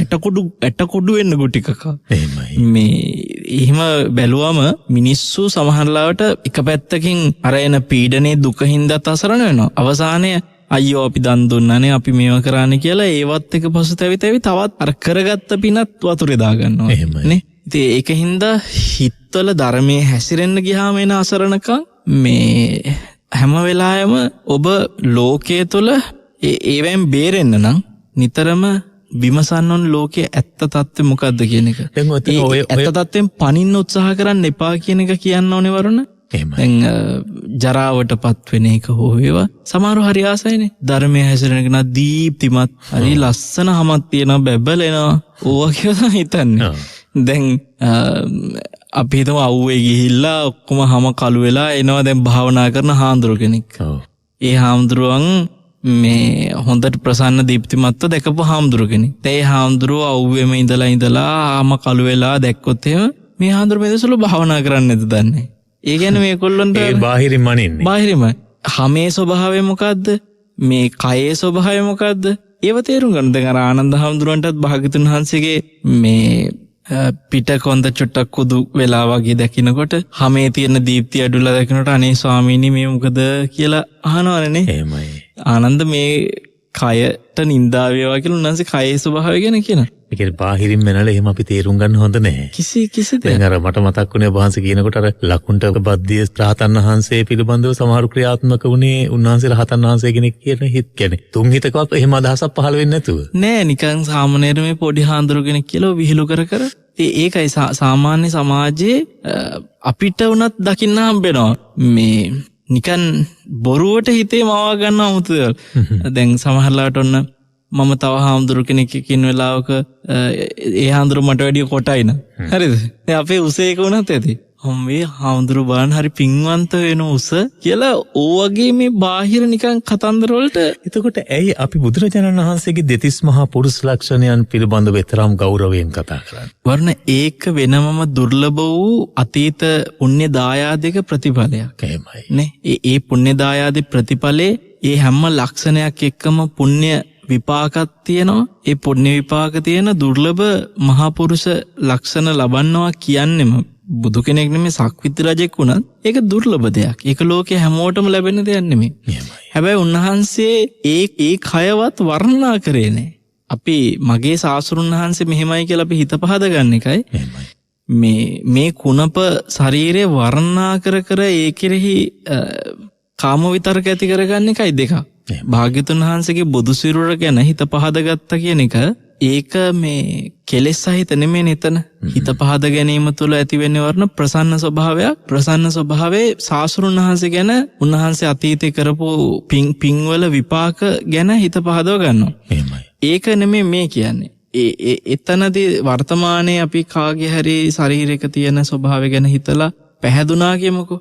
අන්තිමට මොනවා හරි දෙයකින් ඒක වෙනස් වෙනකොට දුක ඇති වෙනවයි කියන එක. එහෙමයි. දැන් හරි ලස්සන කෙනානේ මෙහෙමයි කියලා පැහැදිලා ඒක වෙනස් වෙනකොට තමයි මම දැකලා තියෙනවා ඇතැම් මේ ජනාධිපතිවරු ගැනත් අම්බෝ බලන්න හරි ගම්බීරයිනේ හරි පුදුම පෙන්වන්නේ මාර පිම්පාටයි එකක ඉන්නවා. ඊට පස්සේ වෙනස් වෙලා යනකොට ඒක Tamanට දුක හට ගන්නවනේ. අනේ මේ වානක ලස්සනයි ගාපු එක දැන් වෙනස් වුණ ගමන් දුක හට ගන්න. ඒ තුල එන අසරණකමටපත් වෙන්න එපා කියන එක. දැන් අපි භාග්‍යතුන් වහන්සේගේ දෙතිස් මහා පුරුෂ ලක්ෂණ ගැන හිතුවා කියලා අපිට එහෙම අසරණකමක් හැදෙන්නේ නැහැ. අපේ හඳුර මට මතක් අවසර දැන් ඇත්තටම අර දැන් ඔබ වහන්සේ කිව්වා වගේ දැන් ජනාධිපතිතුමා ගැන හෝ එහෙම යම් ප්‍රභූවරයෙක් ගැන එහෙම අපි කියනවනේ පින්පාටට ඇවිල්ලා එහෙම තුමන්ට තියෙන පුණ්‍ය ශක්තිය කුසල ශක්තිය එතකොට එතුමන් කරන හොඳ ධාර්මික වැඩ නිසායි එහෙමුනේ කියලා. ඇත්තටම එහෙම පේනවා අපිට එහෙම. හැබැයි දැන් මේ බලයෙන් ඉන්නකොට එහෙම නැත්නම් ඒ තනතුරේ ඉන්නකොට ඒ නිලයේ ඉන්නකොට තිබුණු ගති ඒ තත්ත්වෙ නැතුණාට පස්සේ බිඳිලා යනවනේ විනාශ වෙලා යනවනේ. ඒකට හේතුව මොකද්ද අපි හඳුරන්නේ? අපිට දැන් අස්පනා අපිට එහෙම ඕනතරම් දකින්නට ලැබුණ අවස්ථාවන් තිබෙනවනේ. බලයේ ඉන්නකොට බොහොම පිබිදිලා එනවා. අර අපි කියන පින්පාට එනවා. හැබැයි බලයෙන් ටිකක් දුරට ඈත් වෙනකොට හැකිලිලා යනවා. පින්පාට නැති වෙනවා. මිනිස්සු ඕකට ඉතින් මිනිස්සු පාවිච්චි කරන වචනේ සැපනේ කියලා කියනවා ඉතින්. සැපය. ඒක යසස. ඒක තමයි එතනදී වර්ණේ මොහොතේ ඕනම කෙනෙක් ලබන යසසේ ස්වභාවය. එයාට ඒ කාලවකවානුව තුළ ලැබෙන කෑම බීම සත්කාර වෛද්‍යවරු නිරන්තරයෙන් හොයා බැලීම් ඇතැම් අයට කරන මේකප් ඔක්කොම ඕකට ඉතින් එකතු වෙනවා. ඒ කියන්නේ ඒක පිනංගු එක පැත්තකින්. වර්ණ කෙනෙකුට යසසක් ලැබෙන්නේ යාගේ අතීතේ කරපු පිනක විපාක. පුණ්‍ය විපාක. ඒ පිනේ විපාකේ. යසස පිටිපස්සේ උන් ලොකු දුකක් විඳිනවා. ඕන රජෙක් යසසින් මේ ආඩ්‍ය වෙලා යම් සැපක් විඳිනවා. හැබැයි රජතුමා ඒ තුල මානසික විඳින දුක් විපාක පීඩා ඒ තුල තව අකුසල් කර ගැනීම හැම දෙයක්ම ඒ වසර එකතු වෙනවා. ඒ කෙනා මේ ධර්මයේ රකින්න කෙනා ධර්මයත් එක්ක ඒ විමසිල්ලත් ඇති වෙනකොට ඇති වෙන අසරණ භාවය වගේම බොහන්සර කලින් කිව්ව අසරණ භාවය වගේම රජෙක් රජකම් කරනකොටත් අසරණ භාවයට පත් වෙලා තිබෙනවා. රජ අසරණයිනේ. කොහොමද රජකම තුල රජකම රැකගන්නේ කොහොමද? කවුරු හරි වෙලා මරලා දායිද වගේ මේ දැන් භාග්‍යතුන් වහන්සේ ගහක් යටක සුවසේ සීතල වෙලාවක සැතපිලත් අර බිම්බිසාර රජතුමාට කියන්නේ මේ රජතුමනි ඔබ සිරියහන් ගබඩාවල සුවසේ බොහෝ රැකවල් යොදාගෙන නිදාගත්තට ඊට වැඩිය සැපසේ තථාගතයන් වහන්සේ මේ ගහ යට සීතලේ වුණත් උන්වහන්සේ සැතපුනේ සුවසේ කියලා. ඒ සුවය ඔබේ සිරියහන් ගබඩාවේ සැතපිලා ඔබට ගන්න බෑ කියලා කියනවා. ඉතින් ඒකින්ද කෙලෙස් බහුල කෙනා වරුණ මොන යසස වින්දත් එයාට අසරණකම් තියෙනවා. එයා නිදාගන්නේ කවුරු ඇවිල්ලා නින්දෙදි මරලා දායිද කියන එක ගැන අවිනිශ්චිතව. සමහරවිට ළඟ උපස්ථාන කරන කෙනා මොනවා කරලා හරි මරලා දාන්න පුළුවන්. හැමතිස්සෙම යසස පිරෙන්න බය තියෙනවා. ඒ තුළ මහා දුකක් තියෙනවා. අසරණයි. එහෙමයි. ඒ කියන්නේ පිනිත්‍රයක වරණයක් නෑ ඔය කියන විදිහට. පින සැප දුන්නට ඒ සැප ASCII දුක විඳිනවා. කාටත් ඒක මේ සසරේ කොත්තෙන්ට ගියත් ඒ ප්‍රශ්නේ තියෙනවා. එහෙමයි. අපි දෙවියන් අතරේ පව ඔය පීඩ ප්‍රශ්න දකින්නවරුණ. දැන් සක්‍ර දේවේන්ද්‍රයා වුණත් ඉන්නේ හැමතිස්සෙම මහා අසරණ ප්‍රශ්නවල. බියකින් තැති ගැනීම වල ඉන්නේ. කාටත් ඒ ප්‍රශ්න තියෙනවා. යසස ඔස්සේ එන සැප වෙනයි ඒවාස්සෙන මේ බය තැති ගැනීම එක්ක එන මේ දුක ඒ අසරණකම වෙනයි. ඒ කියන්නේ කොයි පැත්තෙන් බැලුවත් අපිට ගැනිය නොහැකි. එහෙම නැත්නම් හඳුනාගත නොහැකි දුක්ඛන්දරාවක නැත්නම් අසරණකම් රාශියක අපි ඉන්නේ. දැන් සමහරලාවට හොඳට තේරෙන කාරණයක් නේද? බද්දී හාමුදුරුවෝ මහාන වෙලා මේ මාවර්ල බද්දී හාමුදුරුවෝ නෙමෙයි. අපේ මේ ලකුණ්ඩක බද්දී නෑ ඒ බද්දී කියලා රජෙක් වුණා. රජතුමා ඇවිල්ලා මහාන වෙලා මතකද ගහක් යට ඉන්නකොට අහෝසුකම් කියලා හිටියේ. එතකොට මේ හපා සැප කියන කෙනෙක් තේරුම. ඉතින් මේ ගහ මතක් වුණා කියලා රජකම් මතක් කළා කියලා සංඝයා ගිහිල්ලා බුදුරජාණන් වහන්සේට පැමිණිලි කරනවා. එන්න කියන්නේ කෝ බද්දියට. ආවා. ඇත්තද බද්දිය මේ හප්පා සැප කියන කියලා. එහෙමයි ස්වාමීනි කෝ. මොකෝ රජකම් මතක් කළාද? එහෙමයි ස්වාමීනි කෝ. මොනවද මතක් වුනේ කියලා. ස්වාමීනි මම රජකම් කරනකොට ආයුධ සන්නද්ධව විශාල සේනා තියාගෙන ඉඳලත් මං හිටියේ බයෙන්. මේ රෑට යහන් ගබඩාව වටේ හිටියත් සේනාසන්නද්ධව කට්ටිය ඒත් නින්ද ගියෙත් බයෙන්. එහෙමයි. සමහරවිට නින්ද යන්නෙත් නෑ ස්වාමීනි. වැසිකිල්ල කරන්න පවා බයෙන්. හැබැයි දැන් මමම අද ගහක් යටක හරි සුවසේ ඉන්නවා. කිසිම පීඩනයක් නැතුව ආරක්ෂකයොත් නෑ, ආයුධත් නෑ, මේ ලෝකේ දෙයක් නෑ. හැබැයි බයකුත් නෑ. මමම අහෝසපයි. අහෝසපන් සුඛං කිව්වේ ඒකයි කිව්වා. ඉතින් ඒ වගේ වරුණ යසසින් පිරුණය කියලා එයාට ඒ කියන සැපේ ලැබෙන්නේ කවදක්වත්. දැන් කෙනෙකුට හිතනවා අනේ රජකම් අතෑරලා දාලා පිනට ලැබිච්ච රජකමනේ දැන් බද්දිය හඳුර අතෑරියේ. හරිද? පිනේ විපාක. ඒ පින භුක්ති විඳගෙන සැපසේ ඉන්නවත් පිනක් නැද්ද කොහෙද කියලා කෙනෙකුට හිතෙන්න පුළුවන් මේ ගහකට ඇවිල්ලා ඉන්නකොට. හැබැයි අතන පිනේ විපාක කියලා ලැබිච්ච සැපේ විඳ ඉන්නකොට දැනිච්ච මේ සැපයට වැඩිය මේ ගහයට උන්වහන්සේ සැපක් විඳිනවා. ඒක නෑ හොසුකම් දෙකම විඳගෙන. නැතුව හිතලා නෙමෙනේ. රජකම් නම් මෙහෙම ඇති. හැබැයි ඉතින් මේ ගහයට සැපයිනේ කියලා රජ සැප විඳපු නැති කෙනෙකුට හිතා ගන්න පුළුවන්. එතන තමයි රජ සැප තියෙන්නේ කියලා. හැබැයි දැන් මේ හාඳුරුව එහෙම නෙවෙයි. මේ හාඳුරුව ඒකත් විඳලා මේකත් විඳලා දෙකම අර කම්පෙයාර් කරනවා කියන්නේ. සසඳා බලනවා. උන්වහන්සේ දෙකම සසඳලා තමයි මේ කියන්නේ. එතකොට දෙකම සසඳපු කෙනෙක්ගේ වචනය කියනවා නම් මේ කිසිවක් නැති තැන උන්වහන්සේට සැපේ තියෙනවායි කියලා. ඒක තමයි සැබෑම පින. ඒ කියන්නේ ලැබීම තුල වස්තු භෝගත් එක්ක අපිට තියෙන දුක අර හාමුදුරුවෝ අත්හැරලා දාලා ඇවිල්ලා විඳ සැපේ තුල යම් කිසි විදියක අසරණකමකින් මිදිලා. ඉතින් අද වර්තමානයේ සමහර ලාවට එහෙම අතහැරුණාට පස්සේ ආයෙත් අසරණ වෙනවා. අපරාධයව ටික තිබ්බනම් මෙහෙම තිබ්බනම් කියලා දන් දීලත් එහෙම මේ පසුතැවෙනවරන මට මේවා තිබුණා ඒක මේ දුන්නේ අපරාධ කියලා පසුතැවෙනවනේ. ඉතින් අසරණකම් කිව්වම කීයක් පැතිද නේ වරුණ? නිමක් නැති අසරණකම් විවිධ පැතිකඩ වලින් තියෙනවා. අපි ඉදිරියේදී පුළුවන් විදිහට වෙලාව තියෙන විදිහට සාකච්ඡා කරමු. අපි හඳුනන අපිට සමුගන්න කාල වේලාව පුදා වෙලා තිබෙන්නේ මේ හෝරාව දෙවෙනි පැයේ. මම හිතන අසරණ භාවය පිළිබඳව හරි හැටි මේ නිවි හැනහිල්ල හිතන්නට ලැබුණ අවස්ථාවක් කියලා මට හිතෙනවා. හඳුනන මේ තත්ත්වෙන් ඇත්තටම මිදෙන්නට මේ අසරණ භාවයෙන් ගැලවෙන්නට තියෙන රැකවරණයක් ධර්මයමයි. බුදුරජාණන් වහන්සේ පෙන්වෝ මේ මාර්ගයම තමයි මෙහි තියෙන රැකවරණය. වර්ණ මේ ලැබිච්ච අවස්ථාවේ හැම වෙලාවෙම මාර මහත්යට නතර කිව්වේ එකයි හම්බෙච්ච වෙලාවේ මම යාට පටිඝ නිමිති අඩු වෙන විදිහට හිතන්න ඕන ක්‍රමවේද කීපයක් කියලා දුන්නා. ඉතින් අපිට ඉඩ තියෙන හැම වෙලේම මේ හිත පුළුවන් තරම් හසුරෝතය කියන ධර්මයේ සිහි වෙන විදිහකට ඒ තුල යම් අසරණකමකින් Tamanට මේ ලැබිච්ච අවස්ථාවෙන් ප්‍රයෝජනයක් ගත හැකි. හැමෝටම මට අවසර කෙටියෙන් පිළිතුරක් මම ඔබ වහන්සේගෙන් බලාපොරොත්තු වෙනවා. එතකොට සෝවාන් ඵලලාභී සකදාගාමි මාර්ගයේ ඵල ලැබූ කෙනෙක් ඒ අයටත් එතකොට අසරණ භාවයෙන් මිදිලා නැද්ද?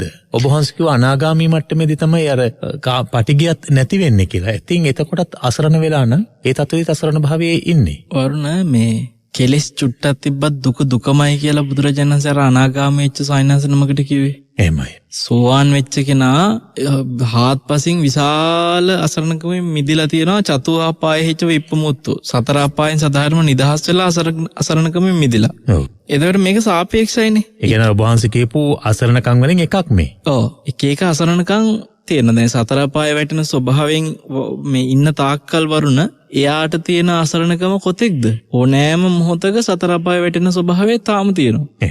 ඒ අසරණකම මිදෙලානේ සෝවාන් වෙච්ච කෙනා. එහෙමයි. එයාට දැන් තරහක් ඇති වුණත් ඒ තරහ නිසා එයා දුක තියන්නේ. එහෙමයි. සෝවාන් වෙච්ච කෙනා. දර කාමරාගයක් ඇති වුණත් සෝවාන් වෙච්ච කෙනා ඒ කාමරාගය නිසා දුක තියන්නේ. ඉතින් එතනදී අපිට කවදාකවත් සෝතාපන්න වෙච්ච කෙනා අසරණයි කියන වචනේ එහෙම කියන එක අසාධාරණයි වරුණ.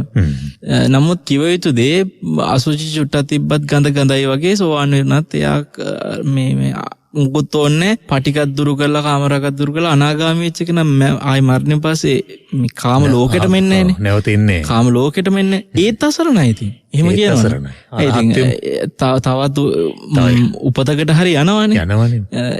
ඉපදීම කියන්නේ දුකක්නේ. ඉතින් ඒ ඉපදීම තව තියෙන නිසා අසරණයි. ඉතින් අරහත්ත්වයට පත් වෙනතුරුත් රහතන් වහන්සේලාත් පිරිනිවනකම් බල ඉන්නවා කියනවා. ඔව්. මේකම දුක.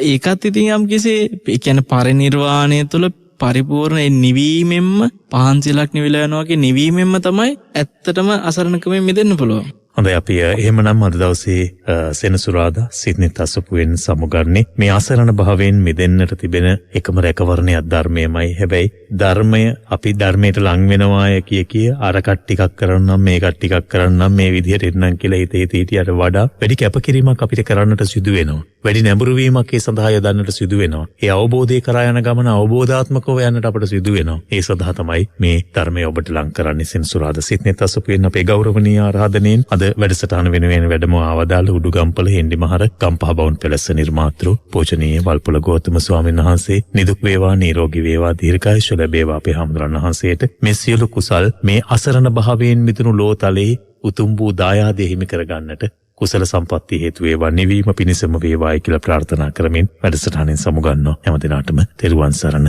ප්‍රාර්ථනා